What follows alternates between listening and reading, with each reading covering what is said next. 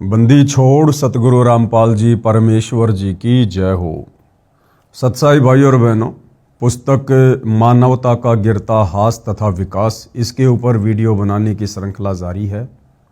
इसी श्रृंखला में आज हमारा ये दूसरे नंबर का वीडियो है।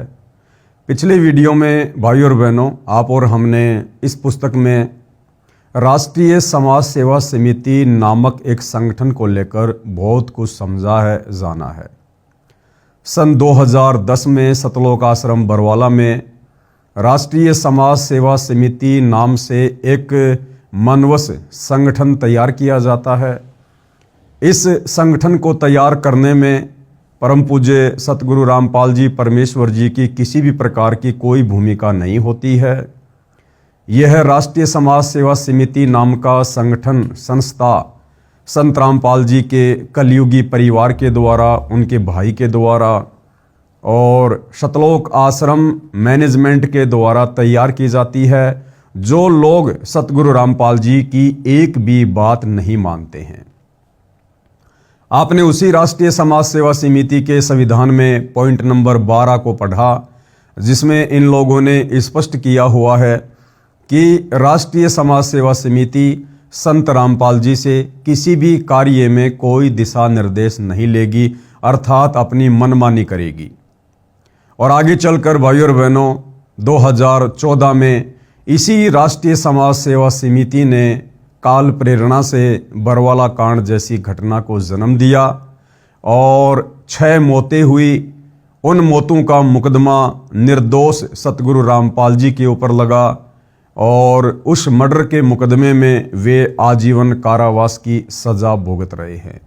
साथ में राष्ट्रीय समाज सेवा समिति ने बेचारे नादान भोले भाले भक्तों को गुरु का आदेश बताकर काले कपड़े पहनाकर जो कमांडो बनाया था, उस प्राइवेट आर्मी को बनाने के चलते सतगुरु रामपाल जी पर एक देशद्रोह का मुकदमा भी लगा, जिसमें अभी तक वे जेल में हैं।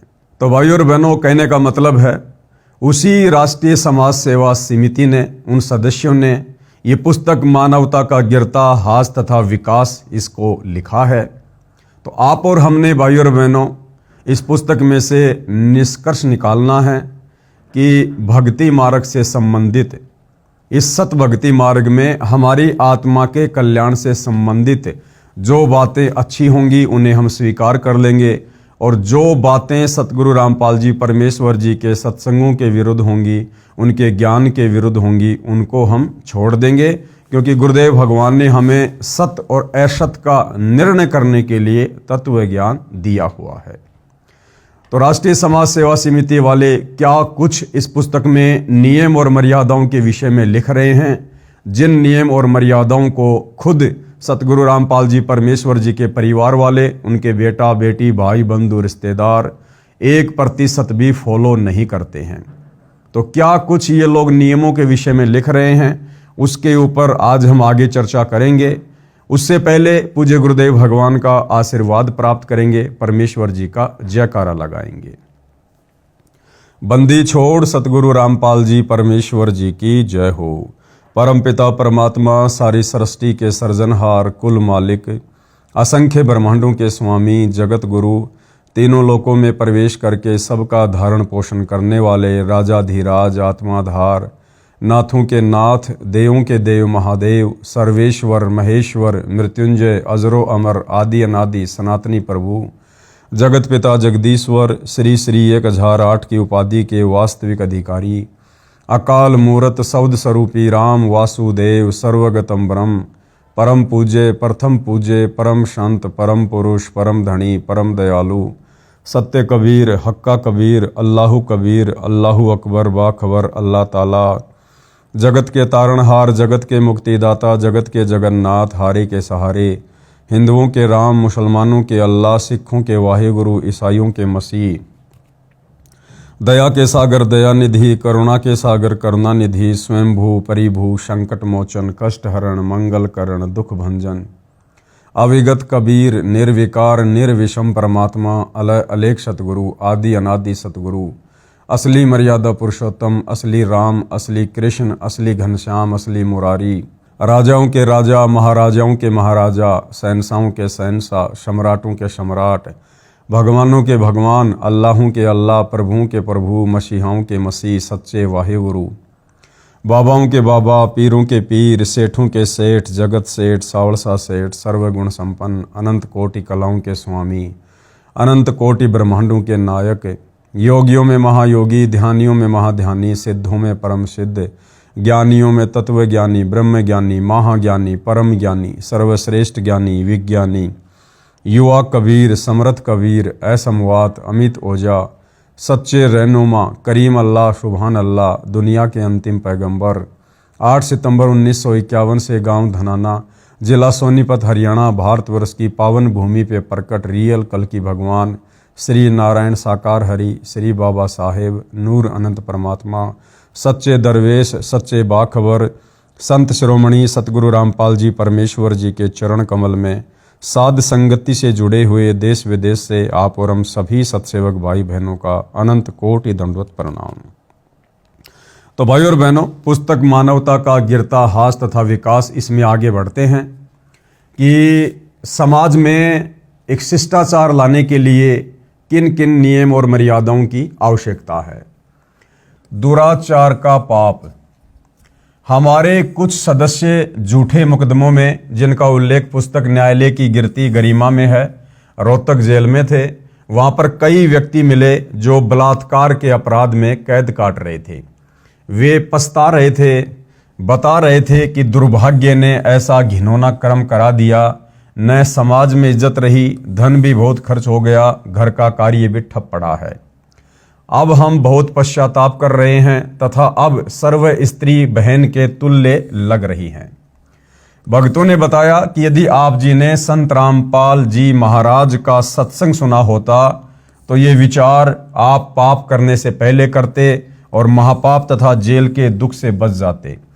संत रामपाल जी महाराज सत्संग में बताते हैं, तो राष्ट्रीय समाज सेवा समिति वाले इस बात का हवाला देकर कि भाई जब करोथा कांड 2006 में हुआ तो हमारे कुछ भगत रोहतक की जेल में जेल काट रहे थे और वहाँ जो कुछ अन्य कैदी थे जो कि बलात्कार के मुकदमे में जेल में थे, जब उनसे बातचीत हुई तो उन्होंने बड़ा पश्चाताप किया अपनी उन गलतियों पर जो गलतियां उन्होंने की। तो संत रामपाल जी के भक्तों ने यानी राष्ट्रीय समाज सेवा समिति वालों ने उनको सुझाव दिया, उनको सलाह दी कि भाई ये दुराचार करने से पहले, ये पाप कर्म करने से पहले यदि आप संत रामपाल जी महाराज जी के सत्संग सुन लेते तो आप ऐसे पाप कर्म करने से बच जाते।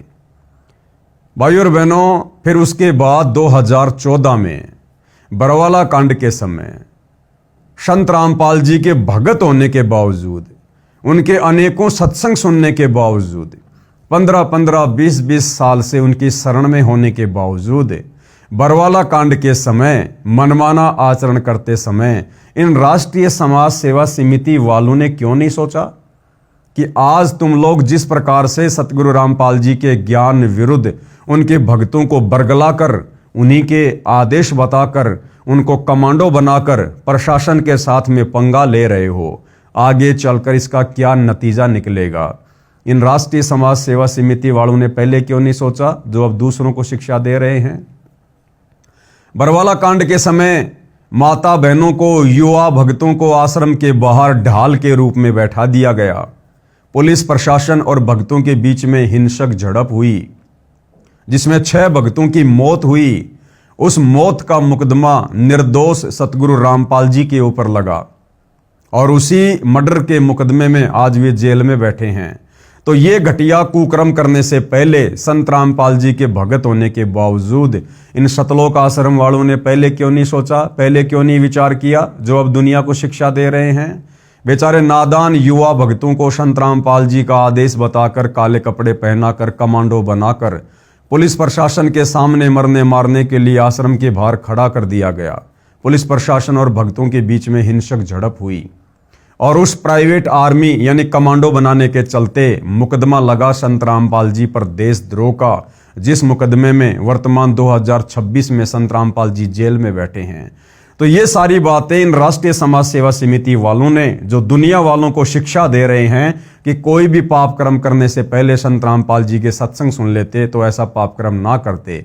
फिर 2014 बरवाला कांड में इन लोगों ने वही पाप कर्म क्यों किए, मनमाने आचरण क्यों किए, इनके मनमाने आचरणों की सजा आज हमारा गुरु भुगत रहा है। तो भाइयों और बहनों, परमात्मा कहते हैं करनी तज कथनी कथ है अज्ञानी दिन रात, कुत्ते ज्यों भौंकत फिरे सुनी सुनाई बात। संत रामपाल जी महाराज सत्संग में बताते हैं, कबीर पर नारी को देखिए बहन बेटी के भाव, कहे कबीर काम नाश का यही सहज उपाव। कि दूसरे की बहन बेटी को भी अपनी बहन बेटी और माता की दृष्टि से देखना चाहिए आयु के अनुसार। ऐसा करने से हमारे अंदर जो काम वासना है उसके ऊपर कंट्रोल होता है और साथ में परम संत का आशीर्वाद अति आवश्यक है। यदि आपको परम संत की शरण प्राप्त नहीं है, उनका आशीर्वाद प्राप्त नहीं है, तो भाई और बहनों, कबीर जी की वाणियाँ कितना ही पढ़ लो, कितना ही दिन में इनको घोट लो, इन वाणियों का किसी प्रकार से कोई असर स्त्री या पुरुष के ऊपर नहीं होना है। दुराचारी को दंड, राष्ट्रीय समाज सेवा समिति वाले आगे क्या बता रहे हैं कि दुराचारी व्यक्ति को किस प्रकार से दंड दिया जाना चाहिए। सर्व मानव समाज से राष्ट्रीय समाज सेवा समिति की प्रार्थना है कि बलात्कार करने वाले तथा स्त्रियों से छेड़छाड़ करने वाले का कठोर कानून है, जिसके तहत जमानत भी नहीं होती है, 15 वर्ष की कैद भी काटनी पड़ती है। बुराइयों से बचने तथा अपनी संतान को अच्छे संस्कार युक्त करने के लिए संत रामपाल जी महाराज का सत्संग सुने। आत्म कल्याण, घर व शरीर में सुख तथा व्यवसाय भी निर्बाध चलता है। यानी दुराचार करने वाले व्यक्ति को कानून के अनुसार कठोर सजा दी जाती है।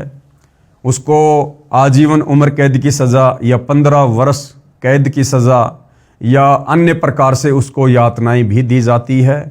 तो राष्ट्रीय समाज सेवा समिति का कहना है कि ऐसे दुष्कर्म दुराचार करने से बचें और परम संत सतगुरु रामपाल जी के सत्संग सुनकर अपनी आत्मा का कल्याण करवाएं। दुराचार कितना पाप है, प्रमाण के लिए पढ़िए पेज नंबर 36 पर, जो कि हम आगे पढ़ेंगे। विचार करें, यदि आपकी बहन बेटी से कोई गलत गतिविधि करे तो आपको कैसा लगेगा। बिल्कुल सही बात है जो राष्ट्रीय समाज सेवा समिति वाले कह रहे हैं कि विचार करो, बलात्कार करने वालों, दुराचार करने वालों, यदि आपकी बहन बेटी के साथ में कोई बलात्कार करे, कोई दुराचार करे तो आपको कैसा लगेगा। तो दूसरों को शिक्षा देने वाले सतलोक आश्रम मैनेजमेंट हरियाणा वाले, संत रामपाल जी के परिवार वाले, ये राष्ट्रीय समाज सेवा समिति वाले खुद अपने द्वारा कही गई बातों पर विचार क्यों नहीं करते। आजकल हरियाणा में सतगुरु रामपाल जी के मान सम्मान के प्रोग्राम में बहुत सारे कार्यक्रम आयोजित करवाए जा रहे हैं सतलोक आश्रम वालों के द्वारा। एक कार्यक्रम इन्होंने गांव धीरणवास जिला हिसार में आयोजित करवाया और आप सबको पता है इन राष्ट्रीय समाज सेवा समिति वालों ने, सतलोक आश्रम वालों ने संत रामपाल जी के उस मान सम्मान के कार्यक्रम में जवान जवान लड़कियों को सरेआम स्टेज पर खड़ा करके दुनिया के सामने नचवाया, लोगों का मनोरंजन करवाया। तो इन राष्ट्रीय समाज सेवा समिति वालों को विचार करना चाहिए इन्हीं के शब्दों के अनुसार कि यदि उस समय नाचने वाली तुम्हारी खुद की बहन बेटियां होती तो तुम क्या करते।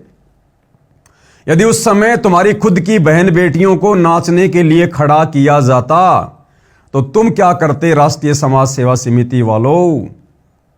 फिर तुम्हें शर्म क्यों नहीं आती है, किराए में लड़कियां लाते हो नचवाने के लिए, गाने गवाने के लिए, दुनिया के मनोरंजन के लिए। तो तुम लोग भी तो जरा विचार करो कि जो कर्म तुम वर्तमान में कर रहे हो वो क्या अध्यात्म के अनुसार, सामाजिक व्यवस्था के अनुसार उचित हैं, जो तुम दूसरों को शिक्षा दे रहे हो। जैसा दर्द आपने होवे ऐसा जान बिराने। अधिक ज्ञान के लिए पढ़ें पुस्तक के पेज नंबर 36 का विवरण। वर्तमान के संत शास्त्र विरुद्ध ज्ञान तथा नाम मंत्र प्रदान कर रहे हैं। सर्व संतों से प्रार्थना करेंगे कि आप जी अपने द्वारा बताई गई साधना मंत्रों का प्रमाण बताइए कि वे शास्त्र प्रमाणित हैं। यदि नहीं है तो आप जी श्रद्धालुओं का जीवन नष्ट ना करें। राष्ट्रीय समाज सेवा समिति वाले, सतलोक आश्रम वाले दुनिया भर के नकली संतों को क्या शिक्षा दे रहे हैं कि आप वर्तमान में जो साधना भगत समाज को बता रहे हैं, सुमरण करने के लिए जो मंत्र दे रहे हैं, आप इनका कोई शास्त्रों से प्रमाण दीजिए, अन्यथा लोगों के जीवन को बर्बाद ना कीजिएगा। तो हम साध संगति से जुड़े भाई बहन, इन राष्ट्रीय समाज सेवा समिति वालों से, संत रामपाल जी के परिवार वालों से हम भी प्रार्थना करते हैं कि आप लोगों ने संत रामपाल जी की गैर हाजिरी में धनाना गांव में जो बैडमिंटन का स्टेडियम बनवा दिया गेम खेलने के लिए, क्या सतगुरु रामपाल जी के भक्ति मार्ग में, उनकी पुस्तकों में, उनके सत्संगों में या कबीर जी के भक्ति विधान में कहीं इस बात का कोई प्रमाण है कि भक्तों ने गेम वगैरह खेलना चाहिए या दुनिया को गेम खिलाने के लिए उनका सहयोग करना चाहिए? क्योंकि भक्ति मार्ग में गलत काम करना या दूसरों से करवाना या करने में सहयोग देना सब महापाप के समान है। तो आप सतलोक आश्रम वालों ने जो गांव धनाना में बैडमिंटन का स्टेडियम बनवा कर दे दिया गांव वालों को, क्या ये उचित है? किसी शास्त्र में इसका कोई प्रमाण है? आप सतलोक आश्रम वालों ने परशुराम की जयंती में, जो कि आन उपासना के अंतर्गत आती है, हजारों भक्तों को बैठा दिया, क्योंकि उस दिन वहां पर हरियाणा के मुख्यमंत्री जी ने आना था। तो आप सतलोक आश्रम वालों ने लगभग 500 से 700 हरियाणा रोडवेज की बसों में भक्तों को बैठाकर परशुराम की जयंती में रोहतक के पैरावर में बैठा दिया। क्या इसका प्रमाण सतगुरु रामपाल जी के किसी सत्संग में या किसी उनके द्वारा लिखी गई पुस्तक में इस बात का प्रमाण है कि भक्तों ने किसी भी महापुरुष की रैली में या किसी भी महापुरुष की जयंती पर या किसी भी महापुरुष के धाम पर, जो कि काल के द्वारा भेजे गए हैं, वहां जाने का कोई विधान है क्या? फिर आप लोगों ने परशुराम की जयंती में परशुराम के धाम पर संत रामपाल जी के भक्तों को क्यों बैठाया? क्यों उनकी मर्यादा तोड़वाई? क्या कहीं इस बात का कोई उल्लेख है? बताइए। आप लोगों ने राजस्थान के गैंगस्टर आनंदपाल सिंह की सीबीआई जांच के समर्थन में राजस्थान के अजमेर में और हरियाणा के भिवानी में राजपूत करणी सेना की रैली में हजारों संत रामपाल जी के भक्तों को बैठाया, उनकी मर्यादा तोड़वाई, उनके दान धर्म का पैसा चंदे के रूप में दिया। क्या इस बात का प्रमाण, कोई उल्लेख संत रामपाल जी के सत्संगों में है कि भक्तों ने गुंडों की सीबीआई जांच का समर्थन करना चाहिए? अरे तो राष्ट्रीय समाज सेवा समिति वालों, दुनिया को उपदेश देने से पहले आप भी तो विचार करो कि आप लोग खुद संत रामपाल जी के भक्ति मार्ग के विरुद्ध खड़े होकर क्या क्या कुकर्म कर रहे हो। यदि नहीं है तो आप जी श्रद्धालुओं का जीवन नष्ट ना करें। उनसे कह दें कि हमारी भक्ति विधि मोक्षदायक नहीं है। वास्तविक भक्ति विधि संत रामपाल जी महाराज सतलोक आश्रम बरवाड़ा, जिला हिसार, हरियाणा के पास है। अपने सिर से शिष्यों का भार उतारो। ठीक इसी प्रकार यदि हमारे द्वारा बताई गई किसी भी बात का प्रमाण, जो कुकर्म तुम राष्ट्रीय समाज सेवा समिति वालों ने संत रामपाल जी की गैर हाजिरी में वर्तमान में किए हैं, संगत से करवाए हैं, यदि तुम्हारे पास भी कोई साक्ष्य नहीं है, कोई प्रमाण नहीं है, तो भैया तुम भी अपने सिर से भार उतार दो। सभी संगत वालों से, सभी भक्तों से हाथ जोड़कर कह दो कि भाई हम राष्ट्रीय समाज सेवा समिति वालों के पास, सतगुरु रामपाल जी के परिवार वालों के पास संगत का मार्गदर्शन करने के लिए कुछ भी नहीं है। हम लोगों ने बहुत सारी गलतियां की, तुम लोगों की मर्यादा तोड़वाई, और भाई आप ऐसा करो, सारे के सारे भगत, सारे के सारे सतलोक आश्रमों में आने वाले श्रद्धालु साध संगति के वीडियो देखना शुरू कर दो, ज्ञान को आधार बनाओ। तो भाई इस प्रकार से आप लोग भी संगत का जो भार आप लोगों ने उनकी मर्यादा तोड़वाकर, भक्ति विरुद्ध कर्म करवाकर जो भार अपने सिर पर चढ़वा लिया है, आप भी जरा उस भार को हल्का कर दो, वरना भोगने में फिर बड़ी पीड़ा का सामना करना पड़ेगा। शास्त्र प्रमाणित भक्ति जानने के लिए कृपया पढ़िए पुस्तक ज्ञान गंगा तथा देखिए टीवी चैनल साधना शाम को 7:45 पर। आगे राष्ट्रीय समाज सेवा समिति वाले बताते हैं कि और क्या क्या नियम हैं। चोरी, जुआ आदि अपराध करने से मानव को अध्यात्म ज्ञान के आधार से बचाना। कबीर मांस बखे और मद पीवे और धन वेश्या से खाए, जुआ खेले चोरी करे वो अंत समोड़ा जाए। जो व्यक्ति मांस खाते हैं और शराब पीते हैं या किसी भी प्रकार का नशा करते हैं और लड़कियों से वेश्यावृत्ति करवाकर धन कमाते हैं, जुआ खेलते हैं और चोरी करते हैं, कबीर परमेश्वर कहते हैं अंत में उनका सर्वनाश होता है, उनका सत्यानाश होता है। चोर सदा दुखी रहता है। एक चोर ने एक भगत किसान का बैल चुरा लिया।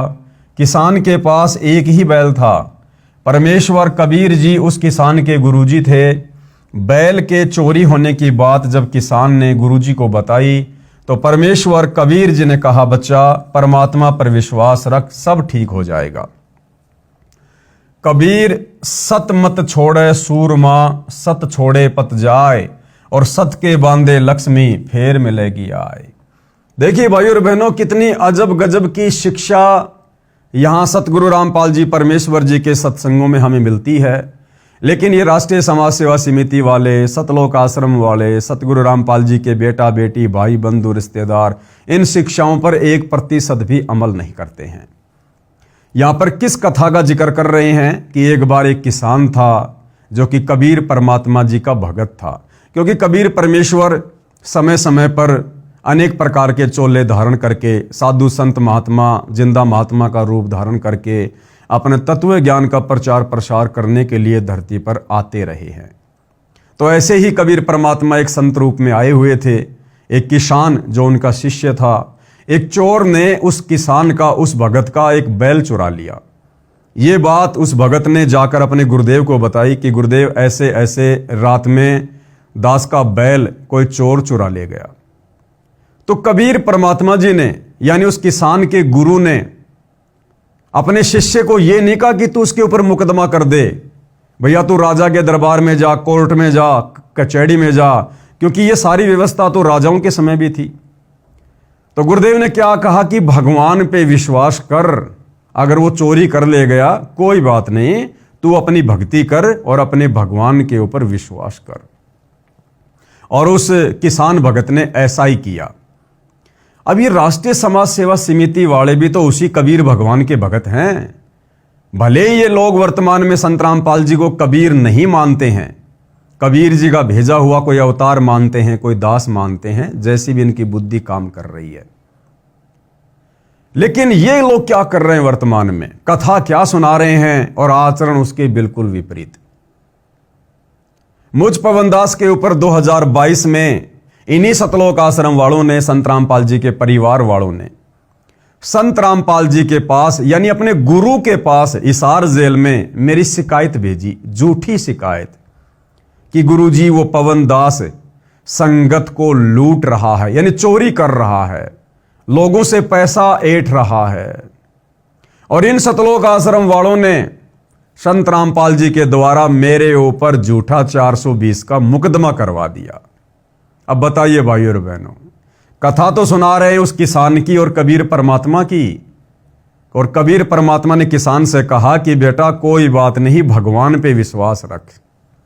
और यहां ये राष्ट्रीय समाज सेवा समिति वाले क्या कर रहे हैं, ये मुझ पवनदास के ऊपर अपने गुरु को सलाह देकर कि गुरुजी पवनदास के ऊपर मुकदमा करो। ये लोग खुद भगत होने के बावजूद अपने भगवान को, अपने गुरु को शिक्षा देकर और अपने गुरु भाई के ऊपर मुकदमा करवा रहे। तो भाइयों और बहनों, करनी तज कथनी कथे, अज्ञानी दिन रात, कुत्ते ज्यों भौंकत फिरे, सुनी सुनाई बात। संत रामपाल जी की शिक्षा का 1% भी असर उनके परिवार को या सतलोक आश्रम मैनेजमेंट हरियाणा को नहीं है। तो कबीर परमेश्वर जी ने उस किसान से कहा कि बेटा कोई बात नहीं, भगवान पे विश्वास रख और अपनी भक्ति पर ध्यान दे। कबीर सत मत छोड़े सूरमा, यानी भगत का जो धर्म है वो भगत ने किसी भी परिस्थिति में नहीं छोड़ना चाहिए। सत छोड़े पत जाए, यदि अपने धर्म से, अपनी मर्यादाओं से पीछे हट गया तो भक्ति का सर्वनाश हो जाएगा। और सत के बांधे लक्ष्मी फेर में लगी आए, यदि भगत अपने धर्म कर्म पर रहा, गुरु की शिक्षाओं पर रहा, गुरु के वचन पर रहा, तो सारे सुख परमात्मा उसको पुनः प्रदान कर देता है। उस किसान ने उधार पर बैल मोल लिया, खेत में बीज बीजा, परमात्मा की कृपा से वर्षा अच्छी और समय अनुसार हुई, फसल अच्छी हुई। किसान ने एक बैल और मोल लिया तथा पहले बैल का ऋण भी चुका दिया। 1 साल के बाद वही चोर फिर रात्रि में उसी किसान के दोनों बैल चुरा ले गया। किसान ने अपने गुरुदेव से फिर दोनों बैल चोरी होने की अर्जी लगाई। परमेश्वर कबीर जी ने कहा, बच्चा विश्वास मत खोना, सब ठीक हो जाएगा। क्या कहा गुरुदेव ने कि बेटा विश्वास मत खोना, उसके प्रति कोई मुकदमा मत करना, कोर्ट कचहरी में मत जाना। अगर तूने ऐसा किया तो तेरे गुरु से, तेरे भगवान से तेरा विश्वास उठ जाएगा, फिर तेरा परमात्मा तेरी कोई मदद नहीं करेगा। लेकिन इन सतलोक आश्रम वालों ने एक मुकदमा तो 420 का करवाया सो करवाया। उसके बाद इन्होंने 3-4 मुकदमे मेरे ऊपर और करवा दिए, धार्मिक भावना भड़काने के, सोनीपत में, झज्जर में, बहादुरगढ़ में और तरह तरह के मुकदमे करवा दिए। जबकि इस कथा में उस किसान का गुरु कह रहा है कि बेटा विश्वास मत खोना, चाहे तेरे साथ में कोई कितनी बदतमीजी करे, कितनी जाति करे, कितना दुर्व्यवहार करे, तू अपने गुरु के ऊपर विश्वास करना। कबीर जो तोकू काटा बोवे ताको बोतू फूल, तोहे फूल के फूल हैं वाको हैं त्रिशूल। लेकिन इस वाणी के ऊपर भाई और बहनों सतलोक आश्रम वाले 1% भी अमल नहीं करते हैं, 1% भी अमल नहीं करते हैं।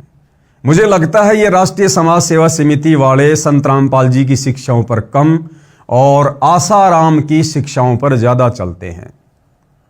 क्योंकि कबीर जी की वाणी है कि जो तो को काटा बोवे वाको बोतू फूल, यानी तेरे साथ यदि कोई दुर्व्यवहार करता है, बदतमीजी करता है, तुझे नुकसान देता है, तो तू उसके साथ वैसा ही बर्ताव मत कर। अगर तेरी राह में कोई कांटे बिछा रहा है, उसकी राह में तू फूल बिछा। यानी तेरे विषय में कोई गलत सोचता है तो तू उसके विषय में अच्छा सोच, समय आने पर तेरे लिए अच्छा होगा और उसके लिए वो कांटों के समान होगा। ये है सतगुरु रामपाल जी की शिक्षा, कबीर परमेश्वर की शिक्षा। लेकिन ये सतलोक आश्रम वाले अपने गुरुदेव की शिक्षाओं पर ना चल के और आसाराम जी की शिक्षाओं पर ज्यादा चलते हैं। भाई और बहनों, आपको आसाराम जी का एक छोटा सा वीडियो दिखाता हूं जिसमें वो किसी सभा में कह रहे हैं इसी वाणी का उल्टा अर्थ पेश करके। और क्या कुछ कह रहे हैं आप उन्हीं के मुख से सुन लीजिए कि जो तोकू काटा बोवे वाको बोतू भाला। कबीर परमात्मा तो क्या कह रहे हैं कि जो तोकू काटा बोवे वाको बोतू फूल। और आसाराम जी, जिनको दुनिया बहुत बड़ा संत मानती है, एक मार्गदर्शक के रूप में दुनिया जिनको पूजती है, वो कबीर परमेश्वर जी की वाणियों का दुरुपयोग करते हुए भगत समाज को क्या दिशा निर्देश दे रहे हैं कि जो तोकू काटा बोवे वाको बोतू भाला। और वो भी क्या याद करेगा किसके साथ पड़ा था पाला। तो एक बार आसाराम जी के मुख से सुन लीजिए भाई और बहनों। हिंदू आतंकी नहीं होता है, लेकिन हिंदू को परेशान करोगे तो फिर हिंदू जानता है जो तो को कांटा बुए वहां को बोतू भला, वो भी साला क्या याद करेगा पड़ा था किसी से पाला। तो सुना भाई और बहनों आपने आसाराम जी के मधुर प्रवचन। तो मुझे लगता है ये राष्ट्रीय समाज सेवा समिति वाले, संत रामपाल जी के परिवार वाले, ये संत रामपाल जी से ज्यादा आसाराम जी के सत्संगों से प्रभावित हैं, जिस कारण से आए दिन सत्सेवकों के ऊपर झूठे मुकदमे करते रहते हैं। किसान ने 2 बैल उधार मोल लिए, खेत बीजा, परमेश्वर की कृपा हुई, समय पर अच्छी वर्षा होने से बहुत अच्छी फसल हुई। किसान ने 2 बैलों का ऋण चुकाया तथा 2 बैल और खरीदे तथा अधिक जमीन पर खेती की। एक नौकर हाड़ी भी रख लिया। 1 वर्ष के पश्चात वही चोर फिर उसी किसान के घर पर चोरी करने के मकसद से गया। उसने सोचा था कि किसान के अब कोई बैल नहीं होगा, फिर भी एक बार देख लेता हूं। देखा तो किसान के घर पर 4 बैल खड़े थे। यह दृश्य देखकर चोर ने सोचा कि मैंने इसके 3 बैल चुराए, मेरे पास एक भी पैसा नहीं है। लड़का बीमार हुआ तथा पत्नी बीमार हुई। सर्व पैसा जो 3 बैल बेचकर प्राप्त किया था सब खर्च हो गया और किसान के घर 4 बैल बंधे हैं। यह एक आश्चर्य की बात है। चोर ने रात्रि में आंगन में सोए किसान को जगाया। किसान ने पूछा कि कौन है भाई? चोर ने कहा कि मैं चोर हूं। किसान ने सोचा कि कोई मजाक कर रहा है। कहा कि चोर है तो अपना काम कर, मुझे सोने दे। चोर ने कहा जो कार्य मैं करता था वह अब करने का मन नहीं बन रहा। हे किसान, मैंने तेरे 3 बैल चुराए, मेरे पास आज 1 पैसा नहीं है, कुछ कर्जा भी हो गया है। आपके पास पहले 2 बैल थे, अब देखा तो आपके पास 4 बैल हैं, इसका राज जानना चाहता हूं। किसान ने कहा कि मैंने गुरु बना रखा है, गुरु पूरा है, उन्होंने बताया है कि जो चोरी करते हैं उनका सर्वनाश होता है। प्राणी को केवल किस्मत में लिखा ही मिलता है। यदि कोई चोरी, रिश्वतखोरी या मिलावट आदि आदि करके धन प्राप्त करता है तो वह धन उसके पास नहीं रहेगा। या तो परिवार रोगी हो जाएगा, सारा धन खर्च हो जाएगा, या स्वयं रोगी होकर सर्व पैसा खर्च करेगा। तथा चोरी करना एक घोर पाप है। चोरी वाला धन नहीं रहता, केवल पाप शेष रह जाते हैं। वह पाप जो चोरी करने से हुआ वह चोर को भोगना पड़ता है। किसी का बैल बनेगा, किसी की भैंस या गाय बनकर ऋण उतारेगा। ये सब सुनकर चोर कांपने लगा तथा कहा, हे किसान, ये सब कुछ मेरे साथ हो चुका है। यानी चोरी करने के बाद जो जो उसके दुष्परिणाम होते हैं भाई, वो सब कुछ मेरे साथ हो चुके हैं। मेरा पूरा परिवार बीमार पड़ा है, मेरे ऊपर कर्जा हो गया है, मैं भी अशांत हूं, मुझको बचाव का रास्ता बताइए। किसान ने उस चोर को गुरुजी से मिलाया तथा सर्व दास्ता सुनाई। गुरुजी ने कहा, बच्चा अच्छा है, अब भी सुधर जा, तेरे सर्व पाप परमात्मा क्षमा कर देगा। क्योंकि भाई और बहनों, जिस समय कबीर परमेश्वर स्वयं तत्वदर्शी संत के रूप में धरती पर प्रकट होते हैं, उस समय ये परमात्मा हमें किस्मत से अधिक भी देता है। लेखनी इस कबीर परमेश्वर जी के हाथ में होती है, सच्चे सतगुरु के हाथ में होती है। ये परमात्मा चाहे तो हमारे असंख्य युगों के पाप कर्मों को डिलीट कर सकता है, उनके ऊपर जो है वो क्रोश मार सकता है, उनको समाप्त कर सकता है। ये सतगुरु के हाथ में होता है। अपनी वाणी में भी परमात्मा कहते हैं कि भाई, मासा घटे ना तिल बधे, विधाता लिखे जो लेख, पर साचा सतगुरु मेट कर ऊपर मार दे मेख। भक्ति कर, अपने परिवार को भी दीक्षा दिला दे। चोर ने स्वयं नाम दीक्षा ली तथा परिवार को भी नाम दीक्षा दिलाई। किसान ने उसको 1 बैल दे दिया कि आप भी किसान हैं, खेती करो। चोर ने खेती की, अच्छी खेती हुई, चोर भगत बन गया। भगत चोर ने पहले वाले 3 बैल तथा 1 बैल जो किसान ने स्वेच्छा से दिया था, उन सब के पैसे किसान भगत को दे दिए। अपने कुकृत्य की समायाचना की। किसान ने कहा कि भगत, मुझे तो परमात्मा ने इन बैलों के पैसे उसी वर्ष दे दिए थे, आप ये सारा धन गुरुजी को दान कर दो। भगत बने चोर ने सर्व धन गुरुजी को दे दिए। गुरुजी ने भंडारा भोजन में धर्म में लगा दिया। सजनों, यदि चोरी करने से धनी बनते तो सर्व चोर ही बन जाएं। भाई, अगर चोरी करने से, कुकर्म करने से, लोगों को ठगने से, रिश्वत लेने से, भ्रष्टाचार करने से अगर दुनिया धनवान बने तो आज भाई और बहनों, ईमानदारी से संसार में कोई भी कार्य नहीं कर रहा होता, सारे के सारे चोर बने होते। लेकिन ऐसा नहीं होता है। इसलिए परमात्मा पर विश्वास रखकर नेक नीति से भक्ति करें तथा अपना घर, खेत, दुकान या नौकरी का धंधा भी करते रहें। परमात्मा शास्त्र अनुकूल साधना करने वाले भगत को किसी वस्तु का अभाव नहीं रहने देता। पाप का दंड भी समाप्त करके परमात्मा भगत को सुखी कर देता है। प्रमाण देखिए इसी पुस्तक के पेज नंबर 118 पर। इसलिए इस आपराधिक कर्म से बचें और नेक जीवन जिएं। आगे है जुआ। जुआ खेलना कितना हानिकारक है। जो जुआ खेलते हैं, सट्टा लगाते हैं, उनका सर्वनाश होता है। मिलना वही है जो मुकद्दर में लिखा है, यानी किस्मत में लिखा है। इसलिए इस पाप कर्म को त्याग कर नेक नीति से जीवन निर्वाह करें। संत रामपाल जी महाराज से दीक्षा लेकर अपना जीवन धन्य करें। आगे भाई और बहनों, इस पुस्तक मानवता का गिरता हास तथा विकास में राष्ट्रीय समाज सेवा समिति वाले इस राष्ट्रीय समाज सेवा समिति के कर्तव्यों के विषय में क्या कुछ लिख रहे हैं।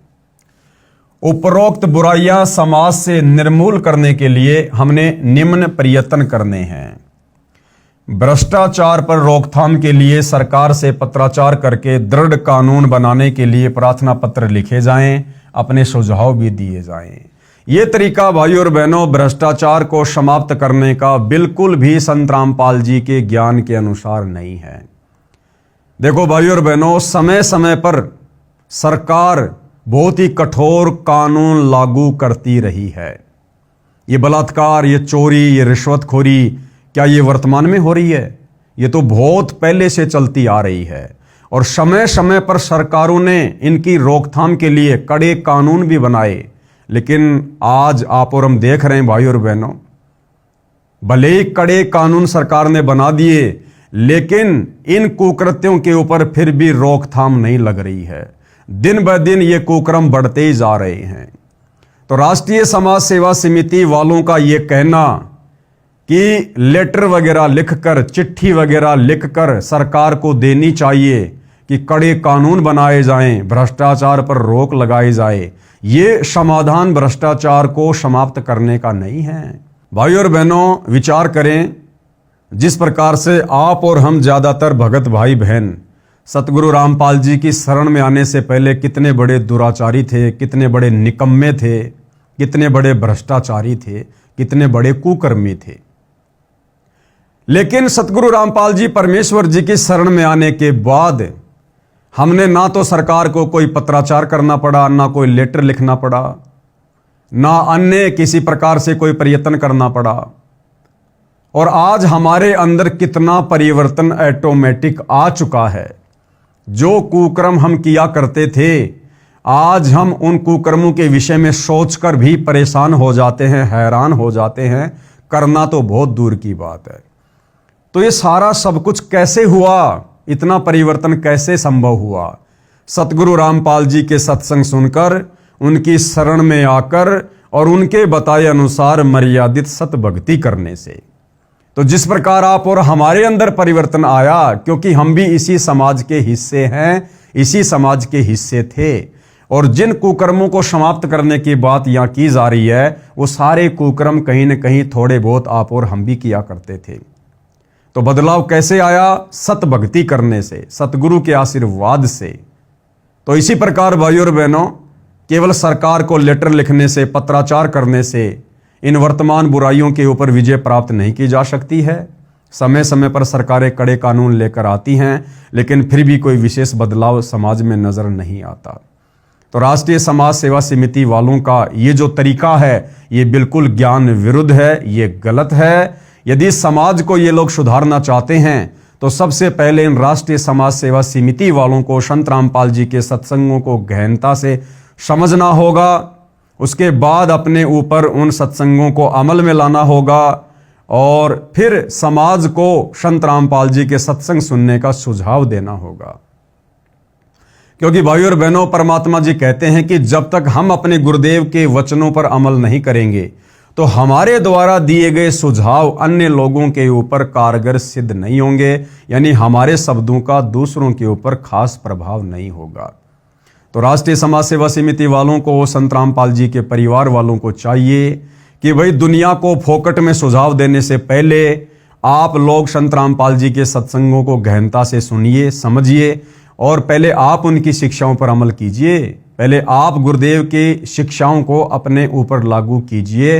पहले आप एक अच्छे भगत बनिए, अच्छे नागरिक बनिए, अपने आचार विचार व्यवहार में परिवर्तन लाइए। उसके बाद आप दूसरों को शिक्षा दीजिए, और वो भी सतगुरु जी के ज्ञान के अनुसार, ना कि इस प्रकार से सरकारों को लेटर लिखने वाली। लेटर लिखने से परिवर्तन नहीं होता।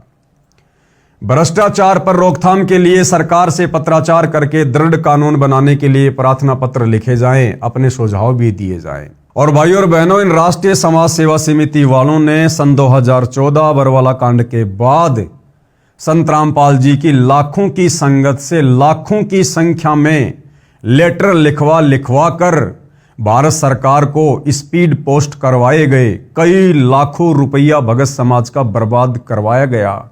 मैं इन राष्ट्रीय समाज सेवा समिति वालों से पूछना चाहता हूं, क्या किसी प्रकार का कोई परिवर्तन हुआ? लगभग 10 से 15 लाख लेटर भगत समाज से प्रधानमंत्री के नाम लिखवाए गए थे। लाखों रुपया भगत समाज का स्पीड पोस्ट करवाकर बर्बाद करवाए गए थे। क्या तुम्हारे इस प्रकार से, इस सुझाव से क्या सरकार ने किसी भी प्रकार के कानून में कोई फेरबदल किया? तो भाई आप लोगों ने हमेशा से संगत का बिगाड़ा किया है, बिगाड़ा। सेना देश की सीमा पर तैनात रहती है। यदि कोई शरारती तत्व देश की सीमा को लांघता है तो सेना युद्ध करके खदेड़ देती है, युद्ध करती है, उसमें चाहे जान भी चली जाए। इसी प्रकार राष्ट्रीय समाज सेवा समिति ने कार्य करना है। देखो कौन सी विधि से कार्य करना है। भारतीय सेना का उदाहरण दे रहे हैं कि हमने जबरन लड़ाई झगड़ा करके, अगर कोई ना मानेगा तो भी हमने डंडे उठा लेने हैं। क्योंकि पहले ये लोग कह चुके हैं भाइयों और बहनों, पॉइंट नंबर 12 में, कि राष्ट्रीय समाज सेवा समिति संत रामपाल जी से किसी भी कार्य में कोई दिशा निर्देश नहीं लेगी। और यहां भगत समाज को क्या सुझाव दे रहे हैं? भारतीय सेना का उदाहरण देकर कि अगर कोई असामाजिक तत्व है सीमाओं को लांघने का प्रयास करेगा तो सेना उसको जबरन खदेड़ देती है। अब सेना उसको कैसे खदेड़ेगी? डंडे मारेगी, गोलियां मारेगी, तोप चलाएगी। सेना के पास तो यही उपाय है। तो कह रहे हैं इसी प्रकार से राष्ट्रीय समाज सेवा समिति वाले सदस्य करेंगे। और भाइयों और बहनों, इन्होंने वैसा ही किया। सन 2014 बरवाला कांड में बेचारे भोले भाले भक्तों को संत रामपाल जी के झूठे आदेशों की आड़ में कमांडो बना दिया। उनके हाथों में लठ, पत्थर, पेट्रोल, बम पकड़ा दिए। और जो प्रशासन वहां पर संत रामपाल जी को अरेस्ट करने के लिए आया था, उन प्रशासन वालों के सामने बेचारे नादान भक्तों के हाथों में डंडे देकर मरने मारने के लिए खड़ा कर दिया।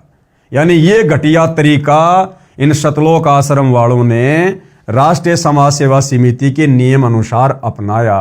अब ये तरीका कितना सही है, कितना गलत है, आप जी खुद विचार कर सकते हैं। इसी प्रकार राष्ट्रीय समाज सेवा समिति ने कार्य करना है। हमारा युद्ध लाठी गोली का नहीं होगा। तो वही फिर बरवाला कांड में कमांडो क्यों बनाए? बरवाला कांड में भक्तों को काले कपड़े पहनाकर कमांडो बनाकर उनके हाथों में लठ, पत्थर, पेट्रोल बम, ईंटों के टुकड़े और बंदूकें देकर प्रशासन के सामने मरने मारने के लिए क्यों खड़ा किया? अगर तुम्हारा यह तरीका नहीं है तो हमारा संघर्ष कानून के अंतर्गत संवैधानिक तरीके से चलेगा। तो बरवाला कांड में भक्तों को काले कमांडो बनाकर पुलिस वालों के सामने डंडे देकर मरने मारने के लिए खड़ा करना कौन सा कानूनी तरीका था भाई? कौन सा संवैधानिक तरीका था? इसलिए भाई और बहनों, दास बार बार कहता है कि करनी तज कथनी कथ है, अज्ञानी दिन रात, और कुत्ते ज्यों भौंकत फिरे, सुनी सुनाई बात। हमारा संघर्ष कानून के अंतर्गत संवैधानिक तरीके से चलेगा। हम किसी को मार नहीं सकते, क्योंकि घुसपैठिया भ्रष्टाचारी विदेशी नहीं है, ये स्वदेशी है, अपने भाई बहन तथा बुजुर्ग हैं। अरे तो वो पुलिस वाले हमारे भाई बहन नहीं थे क्या, जिनके ऊपर तुम लोगों ने बेचारे नादान भक्तों से डंडे बरसाए, पत्थर बरसाए, 300 पुलिस वालों के घुटने फोड़ दिए? वो कोई घुसपैठिए थे क्या? वो हमारे देश के नहीं थे क्या? वो हमारे भाई बहन नहीं थे क्या? सख्त तथा उपयोगी कानून बनाने के लिए सरकार यदि सीधे सीधे नहीं मानती है तो उसके लिए यदि जेल भी जाना पड़े या समाज हित में जान भी जाए तो परमार्थ के लिए शहीद होने से भी पीछे नहीं हटेंगे। ये बिल्कुल गलत है भाइयों और बहनों। हमें ये मनुष्य शरीर परमात्मा ने सत भक्ति करके आत्मा का कल्याण करवाने के लिए दिया है। हमने इस प्रकार से देश और दुनिया को सुधारने के चक्कर में जो तरीके गुरुदेव के विधान के विपरीत हैं, हमने अपनी जान सस्ते में नहीं गंवानी है। ये तो बेबुद्धि के लोग हैं, सतलोक आश्रम वाले, संत रामपाल जी के बेटा बेटी, भाई बंधु रिश्तेदार। ये तो अपना कुछ भी नियम बना के डाल देंगे यहां पर। हम लोगों ने इनके नियमों के अनुसार नहीं चलना। यदि हम संत रामपाल जी के फॉलोवर हैं तो हमने संत रामपाल जी के द्वारा बताए गए नियमों पर ही चलना है। हम क्यों अपनी जान देंगे भाइयों और बहनों?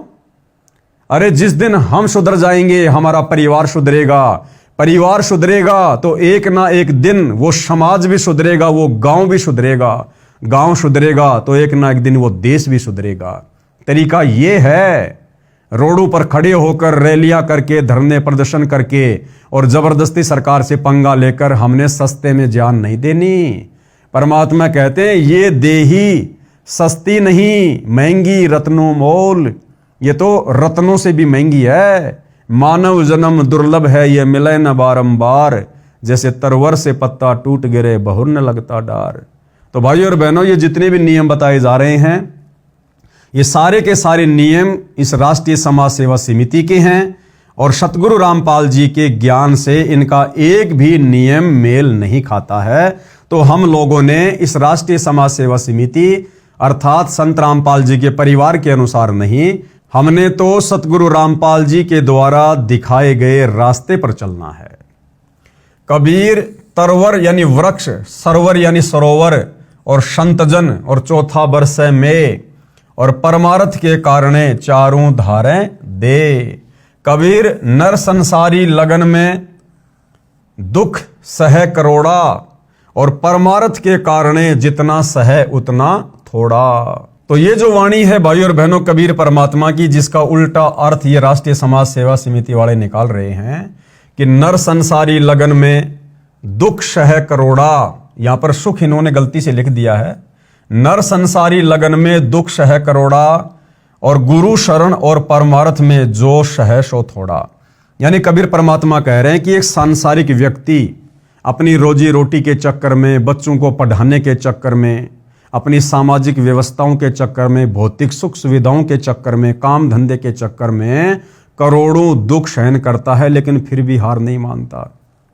इसी प्रकार जब हमें गुरु जी की भक्ति मिल जाए, गुरु जी की शरण प्राप्त हो जाए, तो भक्ति को सफल करने के लिए गुरु के नियमों पर चलते हुए, संघर्ष करते हुए यदि भगत ने करोड़ों दुख भी सहन करने पड़े तो भी थोड़े हैं। अरे वो सांसारिक व्यक्ति जो करोड़ों दुख सहन कर रहा है, उसको कुछ नहीं मिलना, अंत में गधा का गधा रहेगा, 84 में जाएगा, नरक भोगेगा। और हमें तो भक्ति करके सब कुछ मिलेगा, मोक्ष मिलेगा, परलोक मिलेगा। तो उसमें यदि हम कितने ही कष्ट क्यों ना सहें, वो भी थोड़े हैं। भगत ने संघर्ष करते हुए हार नहीं माननी चाहिए। इस वाणी का अर्थ तो ये है। और ये सतलोक आश्रम वाले इस वाणी का क्या अर्थ निकाल रहे हैं कि यदि सरकार सीधे सीधे हमारी बात नहीं मानेगी, भ्रष्टाचार को समाप्त नहीं करेगी, तो हम लोग अपनी जान भी दे देंगे। हम सारे कष्ट सहेंगे, धरने करेंगे, रैलियां करेंगे, प्रदर्शन करेंगे, डंडे खाएंगे, डंडे भी मारेंगे, जेल में भी जाएंगे, मरना पड़े तो मर भी जाएंगे, सारे कष्ट सहन करेंगे।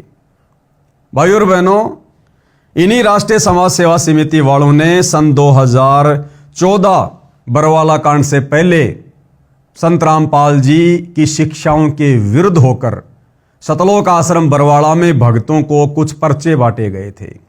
वो पर्चा उस समय मुझदास के हाथ भी लगा था और उस पर्चे में इन लोगों ने साफ साफ लिखा हुआ था कि सारनाम प्राप्त भक्तों को जब भी आदेश मिले राष्ट्रीय समाज सेवा समिति से किसी भी मीटिंग में आने का, कहीं भी जाने का, किसी भी सेवा का, यदि वो खाना खा रहा हो तो खाने को बीच में छोड़कर पहले सेवा में जाएगा। और यदि उस भगत को सीने पर गोली भी खानी पड़े तो भी पीछे नहीं हटेगा। अब बताओ भाइयों और बहनों, सतगुरु रामपाल जी ने सन 1994 से अपने भक्ति मार्ग की शुरुआत की। क्या कभी गुरुदेव भगवान ने इस प्रकार से कभी कोई बातें कही? क्या गुरुदेव भगवान ने कभी इस प्रकार का कोई सख्त आदेश अपने भक्तों को दिया? कभी नहीं। तो ये सारे के सारे उल्टे कर्म सतगुरु रामपाल जी के रहते सहते भी और आज उनकी गैर हाजिरी में ये राष्ट्रीय समाज सेवा समिति वाले कर रहे हैं, उनके परिवार वाले कर रहे हैं। तो भाई और बहनों, हमने तो शिक्षा लेनी है। आज हमें गुरुदेव भगवान ने इस योग्य बना दिया, अपना तत्व ज्ञान देकर हम सही और गलत का निर्णय कर सकते हैं। कौन भक्ति मार्ग में रक्षक है, कौन भक्षक है, हम इसका भली भांति निर्णय कर सकते हैं और इसी आधार से फिर हमने भक्ति मार्ग पर चलना है। इसके अतिरिक्त मानव समाज तथा सरकार में कार्यरत अधिकारियों, कर्मचारियों, राजनेताओं, जजों तथा सरकार के मंत्रियों आदि आदि को अध्यात्म ज्ञान जो परमात्मा का विधान है उससे भी परिचित करवाना है। उसके लिए धार्मिक पुस्तक ज्ञान गंगा का प्रचार करना है। और इन्हीं राष्ट्रीय समाज सेवा समिति वालों ने 2014 बरवाला कांड के समय उन जजों के खिलाफ पुस्तकें लिखकर, जजों को गालियां निकालकर, अभद्र भाषाओं का प्रयोग करके न्यायालय की गिरती गरिमा, भ्रष्ट जज कुमारक पर ऐसी ऐसी पुस्तकें लिखकर भक्तों के माध्यम से इस ज्ञान गंगा पुस्तक के बजाय उन पुस्तकों को उन जजों की टेबल के ऊपर रखवाया गया। उन पुस्तकों को पढ़कर वो जज भड़के और उन्हें संत रामपाल जी के खिलाफ गैर जमानती वारंट निकाला। और उसी के चलते भाइयों और बहनों ये बरवाला कांड हुआ। तो यहाँ तो क्या शिक्षा दे रहे हैं, ज्ञान गंगा पुस्तक को जजों को देने की बात कर रहे हैं, और बरवाला कांड के समय जजों के खिलाफ पुस्तकें लिखकर और जजों की टेबल पर सेवा करवाई गई। उसके बाद उन जजों ने भी बरवाला कांड में अच्छे से राष्ट्रीय समाज सेवा समिति वालों की जेल में डालकर सेवा करवा दी। सत्संग प्रवचनों की डीवीडी का जनता में प्रचार करना है। असहाय गरीब व्यक्तियों की सहायता करनी है। उनको समाज में निर्भय जीवन जीने के लिए समाज में प्रशासनिक न्याय प्रणाली तथा राजनीति में जो भी सुधार संभव होगा उसके लिए प्रयत्न करना है। देखो भाइयों और बहनों, यहां पर ये जो लोग लिख रहे हैं ना कि असहाय गरीब व्यक्तियों की सहायता करनी है, असहाय गरीब व्यक्तियों की सहायता हम संत रामपाल जी के भक्तों ने पैसा देकर नहीं करनी, धन देकर नहीं करनी है। ध्यान रखना, असहाय और गरीब तो एक भिखारी भी है। क्या सतगुरु रामपाल जी ने कभी उस भिखारी को पैसा देने के लिए कहा है? बिल्कुल नहीं कहा है भाइयों और बहनों। यदि कोई असहाय और गरीब आपके घर पर आ जाता है, आप उसको खाना खिलाइए। उसके कपड़े फटे पुराने हैं तो आप उसको पहने हुए कपड़े दीजिए, नए कपड़े भी नहीं देना आपने बिल्कुल भी। अगर वो उनको बेच के उन पैसों का दुरुपयोग करेगा वो दोष भी हमें लगेगा। तो गुरुदेव भगवान तो हमें इस कदर सावधानियां बता रहे हैं, और ये राष्ट्रीय समाज सेवा समिति वाले सीधा सीधा कह रहे हैं कि गरीब और असहाय व्यक्तियों की सहायता करनी है। लेकिन ये नहीं लिखा कि किस प्रकार से सहायता करनी है। लेकिन इनका मकसद वही है भाइयों और बहनों, जिस प्रकार ये वर्तमान में अन्नपूर्णा मुहिम के तहत लोगों के 15-15 लाख के मकान बनवा रहे हैं, फ्री में लोगों के घरों में राशन डलवा रहे हैं, तो ये तरीका भक्ति मार्ग के अनुसार नहीं है। हमने इस प्रकार से यदि लोगों को फ्री में बांटना शुरू कर दिया तो भाइयों और बहनों वो भार उन लोगों का हम भक्तों के ऊपर चढ़ेगा, और हमारा भार भी उन लोगों के ऊपर चढ़ेगा, और ये काल हमें कभी भी मोक्ष का मार्ग नहीं देगा। जिस किसी को परमार्थ के लिए किए जाने वाले संघर्ष से डर लगे वह इस समिति का सदस्य ना बने। भाई बिल्कुल मत बनना भाइयों और बहनों। हम तो सतगुरु रामपाल जी के भगत बन गए, हमारे लिए तो वो ही बहुत कुछ है, और इसमें सब कुछ आ जाएगा। सतगुरु रामपाल जी की भक्ति में परमार्थ भी आ गया, स्वार्थ भी आ गया, आत्म कल्याण भी आ गया, सब आ गया भाई। परमात्मा कहते हैं जप तप संयम साधना सब सुमरण के माही, और कबीरा जाने राम जन सुमरण सम कछु नाही। और गुरुदेव कहते हैं गुरु सेवा में फल सर्वस आवे, गुरु विमुख नर पार न पावे। तो भाई सतगुरु की सच्ची सेवा यानी उनकी भक्ति करना, उनकी मर्यादा में रहना, भाई इसमें सब कुछ आ गया। परमार्थ भी आ गया और भगत के आत्म कल्याण वाला स्वार्थ भी आ गया। तो भाई हमें तो राष्ट्रीय समाज सेवा समिति का सदस्य 100 में भी नहीं बनना है भाई। हम तो सतगुरु रामपाल जी के भगत बन गए, हमारे लिए तो यही काफी है। परमार्थ के लिए मृत्यु उपरांत अपने शरीर के अंग दान कर सकते हैं, और उसी आधार से वर्तमान में भाइयों और बहनों भगत समाज से ये राष्ट्रीय समाज सेवा समिति वाले करवा रहे हैं। रक्तदान करके रोगियों तथा घायलों की सहायता करें। नहीं भाइयों और बहनों, चाहे रक्तदान हो, चाहे देह दान हो, या किसी भी प्रकार का दान हो, सतगुरु रामपाल जी ने बताया कि दान केवल सुपात्र को किया जाता, सुपात्र को, कुपात्र को नहीं किया जाता। तो हम क्यों अपना रक्त व्यर्थ में उन कुपात्रों को दान करें जो भक्ति के निकट भी नहीं है। आज ये राष्ट्रीय समाज सेवा समिति वाले जगह जगह रक्तदान का, देह दान का कैंप लगा रहे हैं। अरे जिन लोगों को वो रक्तदान दिया जा रहा है, देह दान दिया जा रहा है, क्या वो सुकर्मी इंसान है? क्या वो व्यक्ति किसी भी प्रकार का नशा नहीं करता है? क्या वो व्यक्ति सतगुरु रामपाल जी से उपदेश लेकर उनकी भक्ति करता है? फिर भला ऐसे कुपात्रों को भाई और बहनों हम क्यों अपना रक्त दान दें, क्यों हम अपना देह का दान करें? अब मान लीजिए कोई व्यक्ति बीमार है और आप भगत हैं, आपने उसको रक्त दान कर दिया और भाई और बहनों वो व्यक्ति फिर से स्वस्थ होकर शराब पीने लगेगा, मांस खाने लगेगा, उल्टे कार्य करने लगेगा, आन उपासना करने लगा, तो आपने अपना वो दान कुपात्र को दे दिया और आपके रक्त से पुनः जीवित होकर वो जितने भी कुकर्म करेगा उसका भोग उसी अनुपात में आपको भी भोगना पड़ेगा। यहां पर राष्ट्रीय समाज सेवा समिति वाले दे दान की बात कर रहे हैं, जो कि सतगुरु रामपाल जी के भक्ति विधान और नियमों के विपरीत है। भाई भगत को तो दे दान की जरूरत नहीं पड़ेगी। अरे जो भगत है, मर्यादा में है, भक्ति कर रहा है, उसका अंग परमात्मा सुरक्षित रखेगा, ठीक रखेगा। वेदों में लिखा अगर साधक मृत्यु को प्राप्त हो जाए तो भी परमात्मा जीवित करके 100 साल की उम्र प्रदान कर दे। वेदों में लिखा कि ए भगत, हे साधक, अगर तेरा कोई अंग भी खराब हो गया, तेरी आंखें भी खराब हो गई, तो भी मैं तुझे नया जीवन दूंगा, नई आंखें दूंगा। तो भक्ति करने वाले भगत को तो किसी प्रकार के अंग की जरूरत नहीं है। अब रहे कौन? वो लोग जो भक्ति नहीं कर रहे, तो उन भक्तों को हम क्यों अपना रक्त दान करें, क्यों अपना अंग दान करें? जो भक्ति नहीं करता है, मान लीजिए किसी का गुर्दा खराब हो गया। अब गुर्दा ज्यादातर खराब किसका होता है? जो लोग शराब पीते, नशा करते हैं। पैसे वाला व्यक्ति है, डॉक्टर के पास गया, डॉक्टर से कहा कि डॉक्टर साहब देखिए क्या हो गया। डॉक्टर ने कहा भैया आपका गुर्दा चेंज करना पड़ेगा, 10 लाख रुपए लगेंगे। आप नादान भक्तों ने इन राष्ट्रीय समाज सेवा समिति वालों के कहने पर अपने अंग दान कर दिए। मरने के बाद आपका गुर्दा निकाल लिया गया और आपका गुर्दा हॉस्पिटल में रख दिया गया। उधर से उस व्यक्ति ने, जो भक्ति नहीं करता है, शराब पी पी के गुर्दा खराब कर लिया, 10 लाख रुपए डॉक्टर को देकर और उसने नया गुर्दा लगवा लिया। अब क्या होगा भाई और बहनों? आपको डबल नुकसान हो गया, डबल नुकसान। क्योंकि आपने गुरुदेव की मर्यादाओं के विरुद्ध अंग दान किया, तो मोक्ष तो आपका होना नहीं, आपको पुनः नया जीवन मिलेगा। क्योंकि आप भगत हो, मंत्रों का जाप कर रहे हो, 84 में तो नहीं जाओगे, आपको पुनः मनुष्य जीवन मिलेगा। लेकिन आपने अपना जो अंग दान किया और उस अंग दान के चलते जो आपका अंग दान, वो गुर्दा 10 लाख रुपए में बेचा गया। अब सबसे पहले तो वो डॉक्टर उस 10 लाख रुपए का दुरुपयोग करेगा। फिर जिस व्यक्ति को नया गुर्दा लगा दिया गया, अब वो व्यक्ति स्वस्थ हो गया। जो पहले शराब पिया करता था, अब उसको चिंता नहीं है, वो फिर से शराब पीनी शुरू कर देगा कि अब कम से कम 8-10 साल और जीऊंगा। और फिर भी गुर्दा खराब हो गया तो डॉक्टर को 10 लाख रुपए देकर फिर से लगवा लूंगा। तो भगत को डबल प्रकार से काल ने चोट मार दी, डबल प्रकार से उसके कर्म बिगड़ते ही रहेंगे।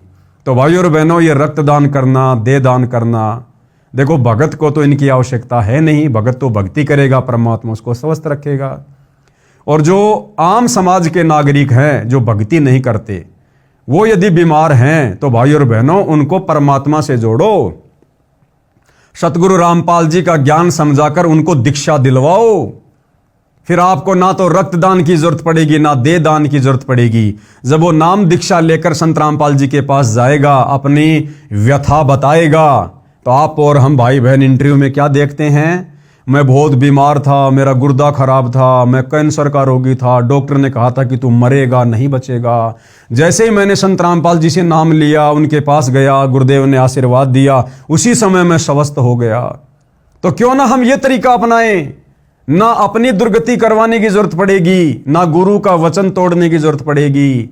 तो भाई और बहनों, हमने अपने गुरुदेव के दिखाए रास्ते अनुसार चलना है। इन राष्ट्रीय समाज सेवा समिति सतगुरु रामपाल जी के मंदबुद्धि परिवार के दिखाए रास्ते पर नहीं चलना है। तो भक्ति मार्ग में दे दान करना, रक्तदान करना, यह किसी भी प्रकार से उचित नहीं है। समिति का सदस्य बनने के लिए शर्तें।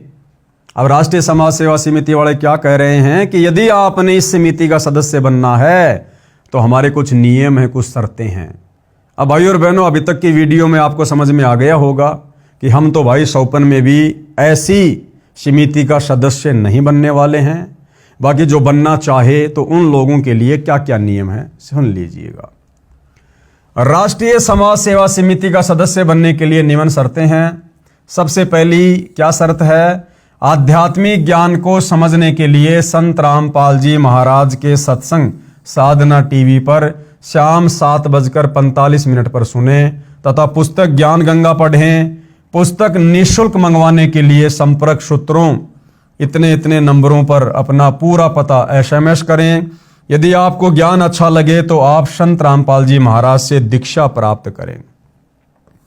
अर्थात यदि ज्ञान अच्छा ना लगे और आप यदि संत रामपाल जी के भगत नहीं बनते हैं तो भी इन लोगों के अनुसार आप राष्ट्रीय समाज सेवा समिति के सदस्य बन सकते हैं, जो कि गुरुदेव के नियमों के विपरीत है।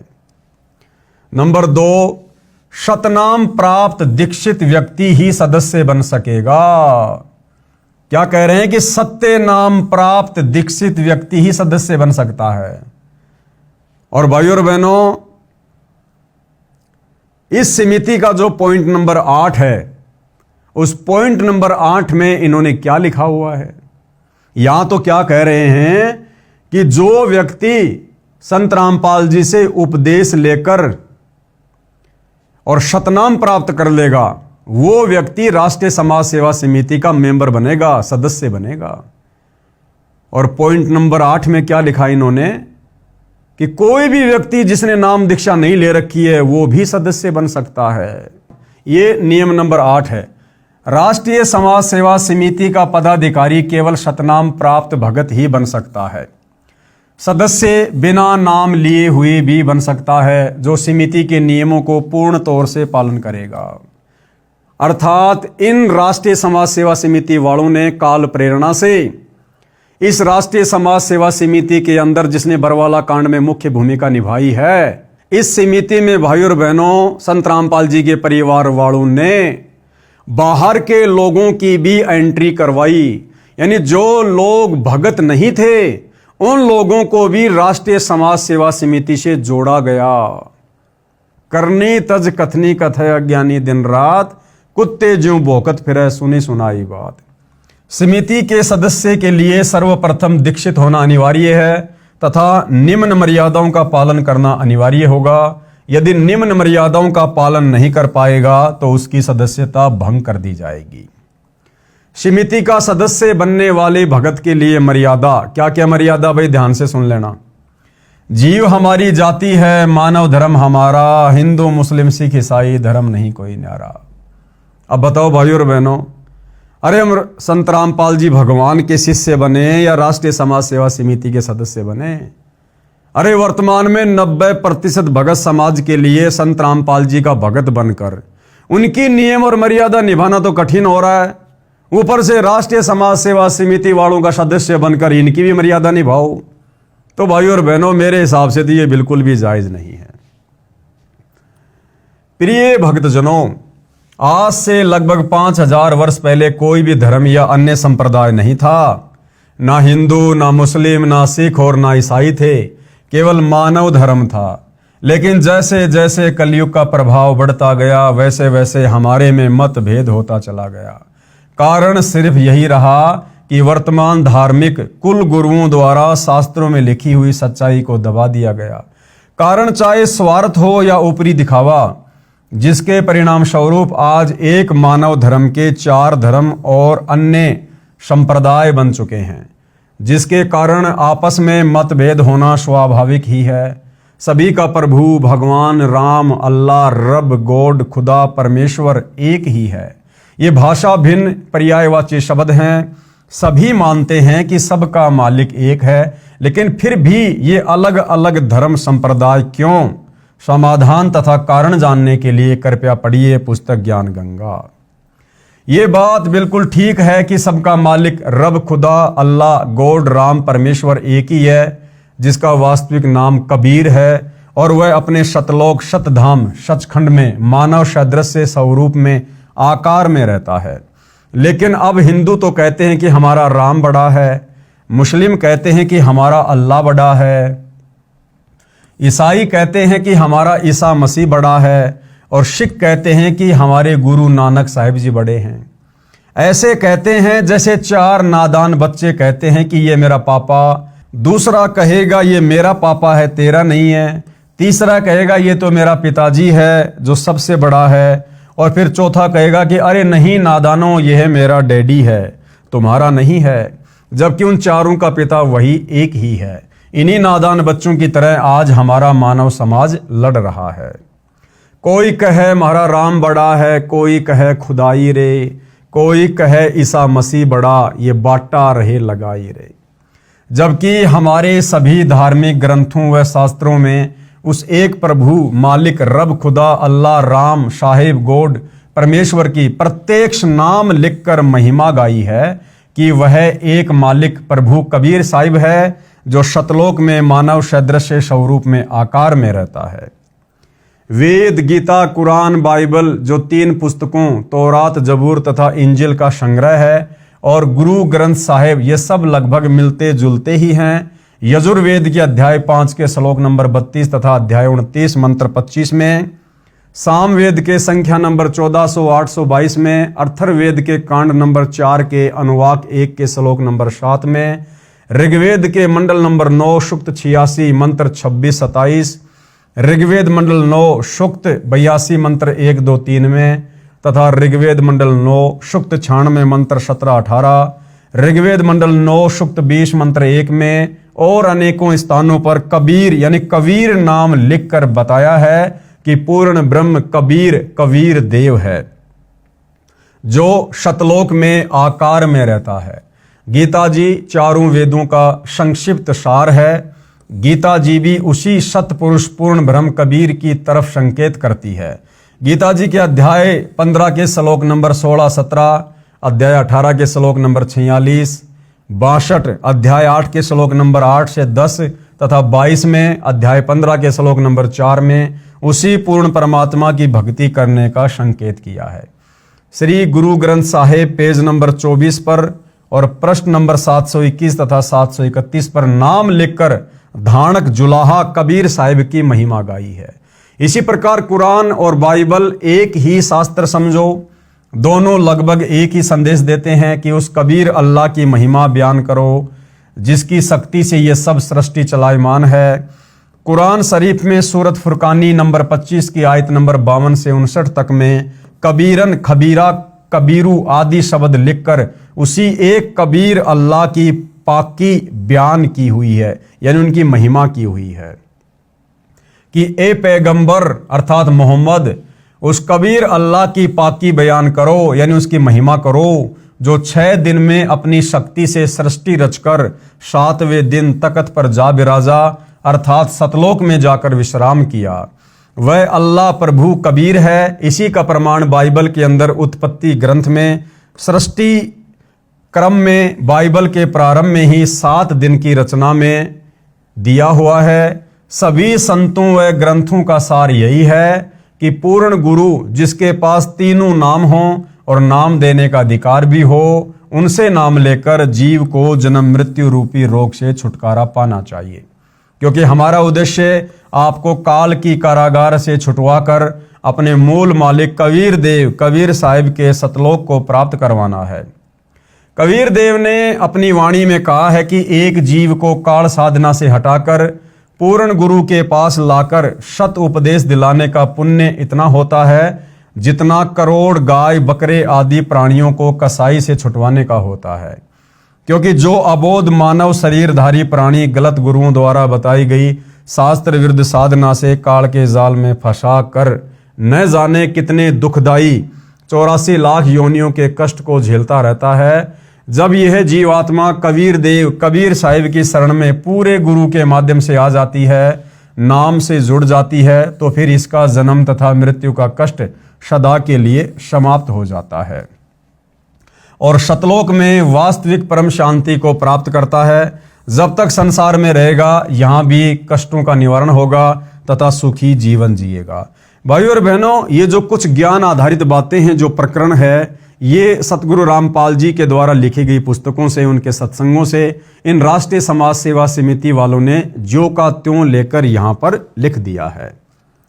अब प्रश्न आता है कि आजकल गुरु ज्यादा से ज्यादा शिष्य बनाकर अपनी योग्यता का प्रमाण दिखाते हैं, अर्थात हर कोई 4 कथा सीख लेता है और कहता है कि मैं भी नाम देता हूं और भोली आत्माओं को काल के जाल में डाल देता है।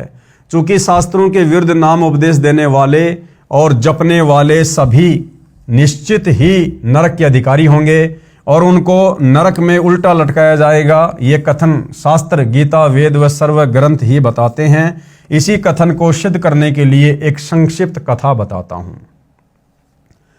एक समय की बात है कि सभी को पता चला कि राजा परीक्षित को 7वें दिन सर्प डसेगा और उसकी मृत्यु होगी। इस बात का पता लगने पर सभी ने सोचा कि 7 दिनों तक राजा परीक्षित को भागवत की कथा सुनाई जाए ताकि इसका यहां से मोह हट जाए और प्रभु के चिंतन में लग जाए, क्योंकि मरते समय जिसकी जैसी भावना होती है वह उसी को प्राप्त होता है। सभी ने कहा कि अति उत्तम है, लेकिन अब कथा करे कौन? इस प्रश्न पर प्रश्नवाचक चिन्ह लग जाता है।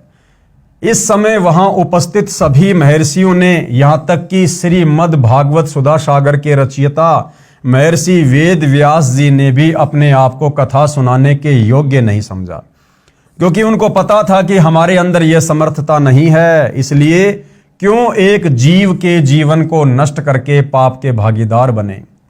चूंकि 7वें दिन परिणाम आना था, इसलिए 7 दिन तक कथा सुनाने की किसी की हिम्मत नहीं पड़ी, चूंकि सभी को अपनी औकात का पता होता है। देखो भाइयों और बहनों, बरवाला कांड के बाद में सतगुरु रामपाल जी के परिवार ने, इसी राष्ट्रीय समाज सेवा समिति ने काल प्रेरणा से धार्मिक धंधे के लिए जगह जगह सतगुरु रामपाल जी की एक DVD को आधार बनाकर नाम दीक्षा केंद्र खोलने शुरू किए और आज वर्तमान में लगभग 500 से 600 नाम दीक्षा केंद्र देश विदेश में हैं। तो उस समय इन सतलोक आश्रम वालों ने, क्योंकि ये लोग नाम दीक्षा दिलवाने के अधिकारी नहीं हैं, खुद तो नाम दीक्षा देने का कोई अधिकारी है ही नहीं संत रामपाल जी के अलावा। संत रामपाल जी की गैर हाजिरी में उनके भक्ति विधान अनुसार कोई भी व्यक्ति वर्तमान में उस DVD को आधार बनाकर भी दीक्षा दिलवाने का अधिकारी नहीं है। लेकिन बरवाला कांड के बाद जगह जगह नाम दीक्षा केंद्र खोले जाने लगे और वहां पर भक्तों की ड्यूटी लगाई जाने लगी कि भगत जी इस नाम दीक्षा केंद्र पर आप दीक्षा दिलाओगे, आप दीक्षा दिलाओगे। लेकिन उस समय भाइयों और बहनों, किसी भी भगत ने काल प्रेरणा से विचार नहीं किया। उस काल प्रेरणा के अंतर्गत उस समय मैं पवन दास भी था। उस समय तक मुझे इस राष्ट्रीय समाज सेवा समिति के सतगुरु रामपाल जी के परिवार वालों के घटिया मनसूबों का ज्ञान नहीं था और मेरे घर पर भी, जो मैं किराए में जयपुर में रहता था, इन राष्ट्रीय समाज सेवा समिति वालों ने कुछ दिनों के लिए नाम दीक्षा केंद्र खोला। मैं भी भक्तों को दीक्षा दिलाने लगा। लेकिन भाइयों और बहनों, मैं आज अपनी उस महागलती के लिए, महाभूल के लिए गुरुदेव से बारंबार क्षमा याचना करता रहता हूं। मुझे पश्चाताप है कि मैंने अनधिकारी होते हुए वो जिम्मेदारी उस समय गुरु की गैर हाजिरी में बिना गुरु से आदेश लिए क्यों अपने हाथों में ली। मैं कितना बड़ा पाप का भागी बना। तो आज वर्तमान में 500 से 600 नाम दीक्षा केंद्र देश विदेश में चल रहे हैं और भाइयों और बहनों, उन नाम दीक्षा केंद्रों पर लगभग 2000 के आसपास सेवादार हैं जो लोगों को दीक्षा दिलवा रहे हैं। क्या ये लोग DVD से दीक्षा दिलवाने के लिए अधिकारी हैं? क्या इन तमाम लोगों ने हिसार जेल में जाकर सतगुरु रामपाल जी से स्वयं साक्षात प्रत्यक्ष में आज्ञा ली है? नहीं ली है। तो भाइयों और बहनों, जिस प्रकार से द्वापर युग में खुद श्री सुधा सागर लिखने वाले वेद व्यास जी ने भी कह दिया कि भैया मैं भी कथा करने के लिए अधिकारी नहीं हूं, लेकिन वर्तमान में ये सतलोक आश्रम से जुड़े भगत जो सतगुरु रामपाल जी की एक भी मर्यादा में नहीं है, जिन लोगों की तमाम मर्यादाएं 2014 बरवाला कांड के बाद इसी राष्ट्रीय समाज सेवा समिति की बातों को अधिक महत्व देने के चलते मर्यादाएं खंडित हो चुकी हैं, आज ये तमाम लोग DVD से नाम दीक्षा दिलवा रहे हैं, नाम दीक्षा केंद्र खोल कर बैठे हुए हैं, जबकि ये लोग बिल्कुल भी अधिकारी नहीं है। ये लोग उल्टा सतगुरु रामपाल जी के दोषी बन रहे हैं। लेकिन द्वापर युग में उन ऋषि महर्षियों ने समझदारी दिखाई, जो समझदारी वर्तमान में संत रामपाल जी के इन नाम दीक्षा केंद्रों पर बैठे भक्तों ने भी नहीं दिखाई। चूंकि सभी को अपनी औकात का पता होता है, स्वर्ग से सुखदेव जी को भागवत की कथा करने के लिए बुलाया गया और तब राजा परीक्षित का मोह यहां से हटा और स्वर्ग की प्राप्ति हुई। स्वर्ग में सुख भोगने के पश्चात वापस नरक में और फिर लक 84 में चक्कर काटेगा। ये यहाँ का हार्ड एंड फास्ट रूल है, अर्थात अटल नियम है। ये उपलब्धि भी 3 लोक के पूर्ण गुरु बिना प्राप्त नहीं हो सकती। यानी स्वर्ग लोक में स्थायी रूप से लंबे समय के लिए यदि निवास करना है तो भी आपको स्वर्ग लोक तक की साधना बताने वाला अधिकारी गुरु चाहिए। ठीक इसी प्रकार जब किसी स्थान पर प्रधानमंत्री आ रहा हो तो उनके आने से पहले 2-3 बहुत अच्छे वक्ता, गायक व तबले, बेंजू बजाने वाले होते हैं जो बहुत सुरीली और आकर्षक आवाज से दर्शकों को प्रभावित करते हैं। लेकिन वे जो कह रहे हैं उनमें से एक बात भी करने में सक्षम नहीं है। लेकिन जब प्रधानमंत्री आता है तो वह कम से कम शब्दों में कहता है कि आगरा में इंटरनेशनल कॉलेज बनवा दो, चंडीगढ़ में इंटरनेशनल यूनिवर्सिटी बनवा दो, आदि आदि। सिर्फ इतना कहकर पीएम साहब चले जाते हैं। उनके कहने से अगले दिन ही वह कार्य प्रारंभ हो जाता है, क्योंकि उनके वचन में शक्ति है। और यदि यही बात आप और मेरे जैसा आम व्यक्ति कहे तो हमारी बड़ी मूर्खता होगी, क्योंकि हमारे वचन में इतनी शक्ति नहीं है, जबकि प्रधानमंत्री के लिए यह सब साधारण बात है। इन तथ्यों को प्रमाणित करने के लिए कुछ निम्नलिखित वाणियां अवश्य पढ़िए और गहन विचार करें तथा अतिशीघ्र गुरु मंत्र प्राप्त करें। कबीर पंडित और मशालची दोनों सूझे नाही, औरों को करे चांदना रह आप अंधेरे माही। कबीर करनी तज कथनी कथ है, अज्ञानी दिन रात कुकर ज्यों भोकत फिरे सुनी सुनाई बात। गरीब बीजक की बाता कहें बीजक नाही हाथ, पृथ्वी डुबोवन उतरे कह कह मीठी बात। कबीर बीजक की बाता कहें बीजक नाही पाश, औरों को प्रमोद ही आपन चले निराश। कबीर कथनी के सूर्य घने कठे अतंबर ज्ञान, बाहर जवाब आवे नहीं लीद करे मैदान। ये सारी की सारी वाणियां भाई और बहनों इन राष्ट्रीय समाज सेवा समिति के वालों पर सटीक बैठती हैं। कथा करना व नाम उपदेश देना कोई बच्चों का खेल नहीं है। तो वर्तमान में भाई तुम लोग क्यों जगह जगह नाम दीक्षा केंद्र खोलकर लोगों को उपदेश दे रहे हो, लोगों को उपदेश दिलवा रहे हो? क्यों तुम लोगों ने सतगुरु रामपाल जी की डीवीडी को नाम उपदेश की प्रक्रिया को बच्चों का खेल बना के छोड़ दिया है, जो दूसरों को उपदेश दे रहे हो? कथा करना व नाम उपदेश देना कोई बच्चों का खेल नहीं है कि ली कांख में पोथी, चलो मैं भी कथा कर देता हूं, चलो मैं भी रामायण का पाठ कर देता हूं, गीता जी का पाठ कर देता हूं, ग्रंथ साहिब का पाठ कर देता हूं। अरे फिर तुम सतलोक आश्रम वाले वर्तमान में इन सतलोक आश्रमों में क्यों 3-3 दिन का पाठ कर रहे हो भाई? तुम भगत हो, भगवान थोड़ी हो।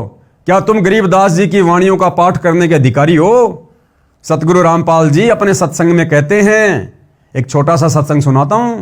गुरुदेव भगवान कह रहे हैं कि आदरणीय गरीबदास जी की वाणियों को पढ़ने वाला महापुरुष भी गरीबदास जी के जितना ही पाक और पवित्र चाहिए। क्या तुम सतलोक आश्रम वालों में ये योग्यता है? क्या तुम सतलोक आश्रम वाले गरीबदास जी के समान पाक और पवित्र हो, जो लेके उस ग्रंथ साहिब को और 3-3 दिन का पाठ कर रहे हो? क्या कह रहे हैं सतगुरु रामपाल जी, एक बार ध्यान से सुन लीजिएगा। और गरीबदास जी की वाणी अवदास पढ़ा रहा है, क्योंकि इसको पढ़ने वाला भी उतना ही पवित्र चाहिए जितना महापुरुष हो, परमात्मा ने जिनको ज्ञान दिया था। तो जो इस दास के मुख से जो सुनोगे उसका असर न्यारा होगा। और इन्हीं सत्संग में कोई और करेगा भगत तो उससे लाभ नहीं होगा वो, क्योंकि अधिकारी के बिना यह काम करे को नहीं। और तो भाइयों और बहनों, सतगुरु रामपाल जी के सत्संगों के अनुसार, उनके भक्ति विधान के अनुसार कोई भी भगत आदरणीय गरीबदास जी की अमृतवाणियों का पाठ करने का अधिकारी नहीं है। तो दुनिया को शिक्षा देने वाले राष्ट्रीय समाज सेवा समिति वालों, आप लोग अपने ऊपर भी इन बातों को लागू करो। अर्थात सत्संग कर देता हूं और नाम भी दे देता हूं आदि आदि। पूर्ण संत को ही कथा करने व उपदेश देने का अधिकार होता है, और उस कथा का समापन भी वही कर सकता है। फिर इन सतलोक आश्रमों में इन कथाओं का समापन कौन कर रहा भाई? उस पाठ का समापन कौन कर रहा है? भगति पाठ शुरू कर रहे हैं, भगति पाठ का समापन कर रहे हैं। तो ये तो परमात्मा के विधान के विपरीत हो रहा है। चूंकि पूर्ण संत के शब्द में शक्ति होती है, जैसे सुखदेव के शब्द में थी, जैसे कोई सत्संग करे और मान लो उसमें आम की महिमा बताए कि आम बहुत मीठा होता है, फलों का राजा होता है, उसका रंग पीला होता है, और यदि कोई आकर कहे कि ला भाई आम दो, तो वह सत्संग करने वाला कहे कि मेरे पास तो आम नहीं है। फिर लेने वाला कहे कि कहाँ मिलेगा, उसको जवाब मिले कि पता नहीं, आम तो निराकार है, वह दिखाई थोड़े देता है। फिर लेने वाला कहेगा कि अरे नादान, जब तेरे पास आम है ही नहीं और न ही तेरे को ये पता कि आम कहाँ से मिलेगा, साथ में कह रहा कि वह निराकार है, तो व्यर्थ में शोर मचाता क्यों फिर रहा है। कहने का अभिप्राय यह है कि तत्व ज्ञान रहित व बिना अधिकारी कथा करने वाले और उसके मुख से सुनने वाले सभी नरक के अधिकारी होते हैं। तो देख लो भाइयों और बहनों, ये राष्ट्रीय समाज सेवा समिति वाले वर्तमान में संत रामपाल जी के कार्यक्रम में जो दुनिया के मनोरंजन के लिए लड़कियां नचवा रहे हैं, गवैयों से गाने गवा रहे हैं, टोटल कार्य उनके मर्यादाओं के विपरीत कर रहे हैं। तो बताइए, इसी राष्ट्रीय समाज सेवा समिति के द्वारा जो जगह जगह नाम दीक्षा केंद्र खोले गए हैं या जगह जगह शतलोक आश्रम खोलकर जो पाठ प्रकाश किया जाता है, तो नादान भगत समाज को इन अनाधिकारियों को दिए गए दान का फल कैसे मिलेगा? नहीं मिलेगा। और इसी कारण से वर्तमान में संत रामपाल जी की संगत की दुर्गति हो रही है। यदि कोई व्यक्ति अपने आप ही गुरु बनकर शिष्य बना लेता है तो समझो अपने सिर पर भार चढ़ा लेता है, क्योंकि परमेश्वर का नियम है कि जब तक शिष्य पार नहीं होगा तब तक गुरु को बार बार जन्म लेते रहना पड़ता है। पूर्ण गुरु अधूरे शिष्यों से छुटकारा पाने के लिए ऐसी लीला किया करते हैं, और यही लीला 2014 बरवाला कांड के माध्यम से भाई और बहनों सतगुरु रामपाल जी ने की है। सन 1994 से उन्होंने नाम दीक्षा देनी शुरू की। 2014 तक देखा कि केवल भीड़ जमा हो रही है, ज्ञान को आधार कोई बना ही नहीं रहा। तो सतगुरु ने नकली शिष्यों का भार भी तो अपने सिर से उतारना था। तो इधर काल प्रेरणा से इन राष्ट्रीय समाज सेवा समिति वालों ने प्रपंच रचा, बरवाला कांड करवाया, और सतगुरु रामपाल जी ने इसी कांड के माध्यम से चुपचाप होकर अपने भक्तों की परीक्षा भी कर ली, और वर्तमान समय परीक्षा का ही चल रहा है। और हम देख रहे हैं भाई और बहनों, आए दिन ये जो राष्ट्रीय समाज सेवा समिति वाले संत रामपाल जी के बेटा बेटी भाई बंधु रिश्तेदार ये कोऑर्डिनेटर जिस प्रकार से ज्ञान विरुद्ध कुकृत्य कर रहे हैं, स्पष्ट हो रहा है कि धीरे धीरे संगत में छटनी हो रही है, जिससे अज्ञानी शिष्यों को गुरु के प्रति नफरत हो जाती है। जैसे कबीर साहिब जब काशी में प्रकट हुए थे, उस समय कबीर साहिब के 64 लाख शिष्य बन गए थे।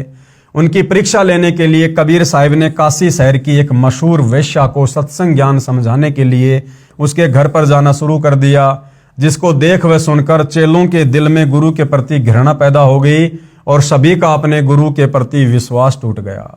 केवल 2 को छोड़कर सभी शिष्य गुरुविहीन हो गए। सतगुरु गरीबदास जी महाराज की वाणी में प्रमाण है, गरीब चंडाली के चौक में सतगुरु बैठे जाए, 64 लाख गारत गए यानी फैल हो गए, 2 रहे सतगुरु पाए। भड़वा भड़वा सब कोई कहे, जानत नाही खोज, दास गरीब कबीर कर्म से बांटत सिर का बोझ। हम आपसे यही प्रार्थना करना चाहते हैं कि सोच विचार कर सौदा करो। राष्ट्रीय समाज सेवा समिति वाले कह रहे हैं भैया सोच समझ के सौदा करना, राष्ट्रीय समाज सेवा समिति का सदस्य सोच समझ के बनना। हम संत रामपाल जी के परिवार वालों के पीछे अंधे होकर सोच समझ के चलना। सोच समझ के आप लोगों ने अपने गुरुजी के ज्ञान को महत्व देना है या राष्ट्रीय समाज सेवा समिति की बातों को महत्व देना है। हम आपसे यही प्रार्थना करना चाहते हैं कि सोच विचार कर सौदा करो। सामवेद के श्लोक नंबर 822 में, श्रीमद् भगवद गीता अध्याय 17 श्लोक 23 तथा कुरान शरीफ सुरती सूरा 42 आयत 1 में ऐन सीन काफ लिखा मंत्र ऐसे ही है। ऐन मतलब ओम है, सीन मतलब तत् तथा काफ मतलब सार नाम की ओर संकेत है। इन ग्रंथों में बताया गया है कि जीव की मुक्ति 3 नामों से होगी। प्रथम ओम, दूसरा है तत् और तीसरा सारनाम जो सांकेतिक भाषा में सत कहा जाता है। ये गीता अध्याय 17 श्लोक 23 में भी प्रमाण है। ओम तत् सत मंत्र पूर्ण परमात्मा की भक्ति का है और श्री गुरु ग्रंथ साहिब में भी इसी का प्रमाण है। अग्नि पवन जमी ते पानी 3 नाम के दाशा, 3 नाम जपने का संकेत मिल रहा है। सतनाम शतनाम कोई जाप करने का नहीं है। यानी जो सिख भाई सतनाम वाहिगुरु का रट्टा लगाते रहते हैं, तो सतनाम शतनाम कोई जाप करने का नहीं है। ये तो उस नाम की तरफ संकेत कर रहा है जो एक सच्चा नाम है। इसी तरह ये सार नाम भी जाप करने का नहीं है। ये अन्य मंत्र हैं जो पूर्ण संत देता है, फिर उसका भी जाप करना है। अकेला ओम मंत्र किसी काम का नहीं है। ये तीनों नाम व नाम देने की आज्ञा मुझे मेरे गुरुदेव स्वामी राम देवानंद जी महाराज द्वारा बख्शीश है। क्या कह रहे हैं गुरुदेव? सतगुरु रामपाल जी जो स्वयं कबीर भगवान हैं और उन्होंने नाम दीक्षा आगे देने के लिए किसी से आज्ञा लेने की जरूरत नहीं है, फिर भी भक्ति विधान अनुसार गुरु परंपरा के अनुसार सतगुरु रामपाल जी कह रहे हैं कि ये तीनों नाम आगे दान करने का आदेश भी मुझे मेरे गुरुदेव ने दिया।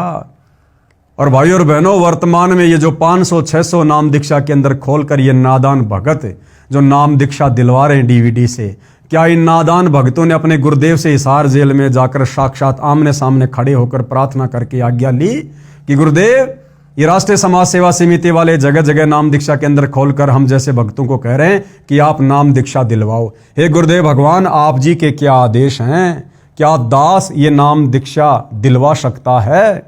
क्या किसी एक भी माई के लाल ने इस साल जेल में जाकर प्रार्थना की? नहीं की। भेड़ चाल में, देखा देखी में, जैसा गुरु का परिवार कह रहा है, जैसा राष्ट्रीय समाज सेवा समिति वाले आदेश दे रहे हैं, ये इन आदेशों को गुरु का आदेश मानकर फॉलो कर रहे हैं, जो भक्ति विधान के विपरीत है, विरुद्ध है। जो कबीर साहिब से पीढ़ी दर पीढ़ी चलती आ रही है, पहले आप सत्संग सुनो, सेवा करो, जिससे आपका भक्ति रूपी खेत सवर जाएगा। कबीर मानुष जन्म पाए कर नहीं रटे हरि नाम, जैसे कुआ जल बिना खुदवाया किस काम। कबीर एक हरि के नाम बिना ये राजा ऋषभ हो, और माटी ढोवे कुम्हार की घास न डाले को। इसके पश्चात अपने सवरे हुए खेत में बीज बोना होगा। यानी पहले अच्छे से संत रामपाल जी के सत्संग सुनो, 1 महीना, 2 महीना, 3 महीना, 6 महीना। जब आपको सत्संग अच्छे से समझ में आ जाए, तमाम प्रकार की नियम और मर्यादा निभाने में अपने आप को सक्षम समझ लो, उसके बाद आप नाम दीक्षा लो। जल्दबाजी में नाम दीक्षा लेना मूर्खता है। इसके पश्चात सवरे हुए खेत में बीज बोना होगा। यानी ज्ञान को अच्छे से समझकर फिर नाम दीक्षा रूपी बीज बोना चाहिए। शास्त्रों यानी कबीर साहिब की वाणी, वेद, गीता, पुराण, कुरान, धर्मदास साहिब आदि संतों की वाणी के अध्ययन से मुक्ति नहीं होगी। यानी केवल शास्त्रों को पढ़ने मात्र से, कबीर जी की वाणियां पढ़ने मात्र से मुक्ति नहीं होगी। इन सभी शास्त्रों का एक ही सार यानी निचोड़ है कि पूर्ण मुक्ति के लिए पूर्ण परमात्मा कबीर साहिब के प्रतिनिधि संत, जिनको उनके गुरु द्वारा नाम देने की आज्ञा भी हो, उनसे नाम उपदेश लेकर आत्म कल्याण करवाना चाहिए। यदि नाम नहीं लिया तो क्या होगा? नाम बिना सूना नगर, सूना नगर यानी ये शरीर सोना रहेगा। पड़या सकल में भोर, लूट ने लूटी बंदगी, हो गया हंसा भोर। अदली आरती अदल अजूनी, नाम बिना है काया सूनी। झूठी काया खाल लुहारा, इंगला पिंगला सुषमन द्वारा। कृतग्नि भूले नर लोई, जागट निश्चय नाम न होई। सो नर कीट पतंग भुजंगा, 84 में धर है अंगा। अब नाम दीक्षा भी भाई और बहनों अधिकारी गुरु से ही लेनी होगी, अनधिकारी से लेने से बात नहीं बनेगी। जिस प्रकार जगह जगह नाम दीक्षा के अंदर खोलकर सतगुरु रामपाल जी के नाम की आड़ में सतलोक आश्रम वाले वर्तमान में अपना धार्मिक धंधा चला रहे हैं, तो जब तक सतगुरु रामपाल जी हिसार जेल से बाहर नहीं आ जाते हैं, तब तक हमने उनके सत्संगों को अच्छे से समझना चाहिए।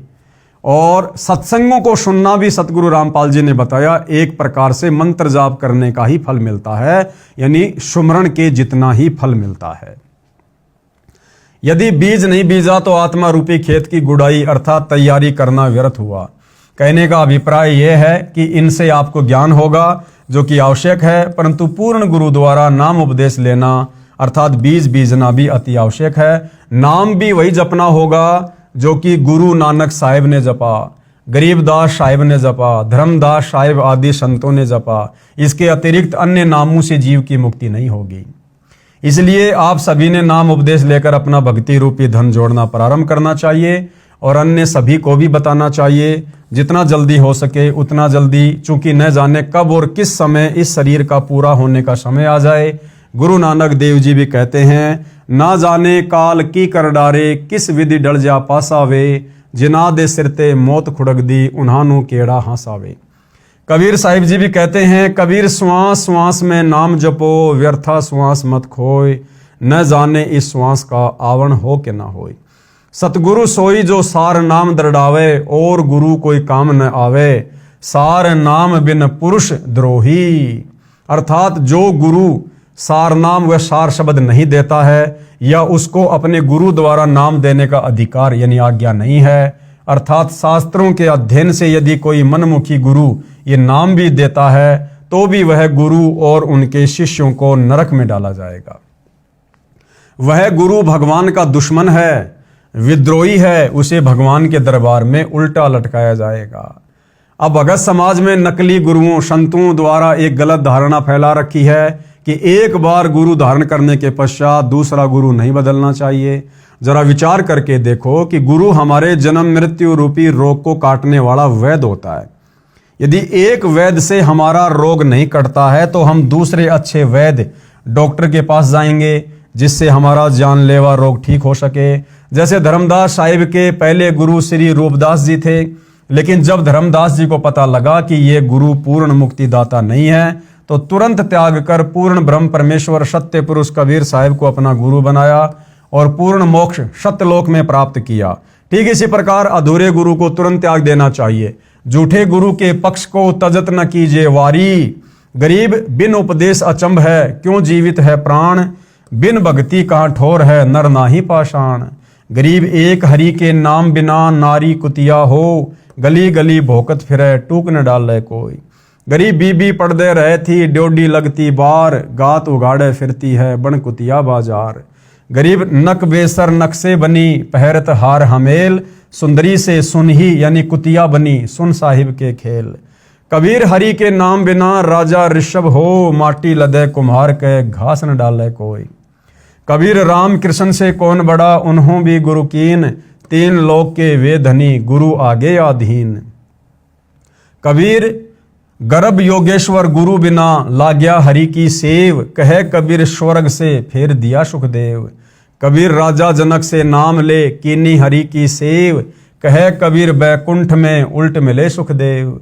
कबीर सतगुरु के उपदेश का लाया एक विचार, जय सतगुरु मिलते नहीं जाता नरक द्वार। कबीर नरक द्वार में दूत सब करते खेचातान, उनते कभू न छूटता फिर फिरता चारों खान। कबीर चार खाने में भरमता, कभू न लगता पार, सो फेरा सब मिट गया सतगुरु के उपकार। कबीर सात समुद्र की मसी करूं, लेखनी करूं बनराय, धरती का कागज करूं, गुरु गुण लिखा न जाए। कबीर गुरु बड़े गोविंद से मन में देख विचार, हरि सुमरे सो रह गए गुरु भजे हुए पार। कबीर गुरु गोविंद दोनों खड़े, काके लागू पाए, बलिहारी गुरु आपने जिन गोविंद दिया मिलाए। कबीर हरि के रूठत्या गुरु की शरण में जाए, कबीर गुरु जय रूठ गया फिर हरि नहीं होत सहाय। अब आगे भाई और बहनों, नाम कौन से राम का जपना है? दशरथ पुत्र श्री रामचंद्र जी का राम राम राम राम ये नाम जपना है, या फिर राम राम सब जगत बखाने, आदि राम कोई बिरला जाने, जो सबसे पहले वाला राम है जिसने सृष्टि को रचा है, कबीर राम, क्या उनका नाम जपना है? उनका नाम जपना है तो उनका नाम कौन सा है? उस नाम का प्रमाण कहाँ है? वो नाम किन किन महापुरुषों ने आज से पहले जपा है? क्या उस नाम के जपने से किसी को मुक्ति भी प्राप्त हुई है? और वर्तमान में वो राम का नाम देने का अधिकारी गुरु कौन है? तो भाइयों और बहनों, इन तमाम प्रकार की बातों के ऊपर हम अगले वीडियो में चर्चा करेंगे। और इस पुस्तक के ऊपर, जिसका नाम है मानवता का गिरता हास तथा विकास, इसके ऊपर लगभग 5 से 7 वीडियो बनेंगे। आप और हमने भाई और बहनों इस पुस्तक को पढ़कर अध्यात्म में निष्कर्ष निकालना है, ताकि भाई और बहनों गुरु की गैर हाजिरी में, या जब कल को गुरुदेव भगवान सतलोक वापस चले जाएंगे, उस समय ये भगत समाज किसी के भी बहकाव में आकर धोखे में ना आ जाए और अपना जीवन बर्बाद ना कर ले। उसके लिए परमात्मा वर्तमान में आप और हमारे जैसे तुच्छ जीवों के माध्यम से इन पुस्तकों के ऊपर वीडियो बनवाकर सद्बुद्धि देकर निष्कर्ष निकलवा रहे हैं।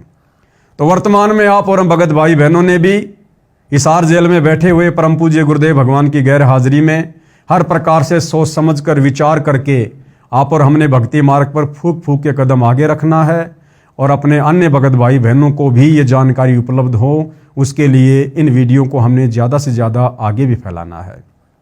तो भाई और बहनों, आज के वीडियो में केवल इतना ही। फिर परमेश्वर दया करेंगे, सेवा में आप सबके समक्ष हाजिर होंगे, उपस्थित होंगे। तब तक गुरुदेव भगवान हम सबको आज्ञा दे, आशीर्वाद दे, हमारा मार्गदर्शन करे। बंदी छोड़ सतगुरु रामपाल जी परमेश्वर जी की जय हो।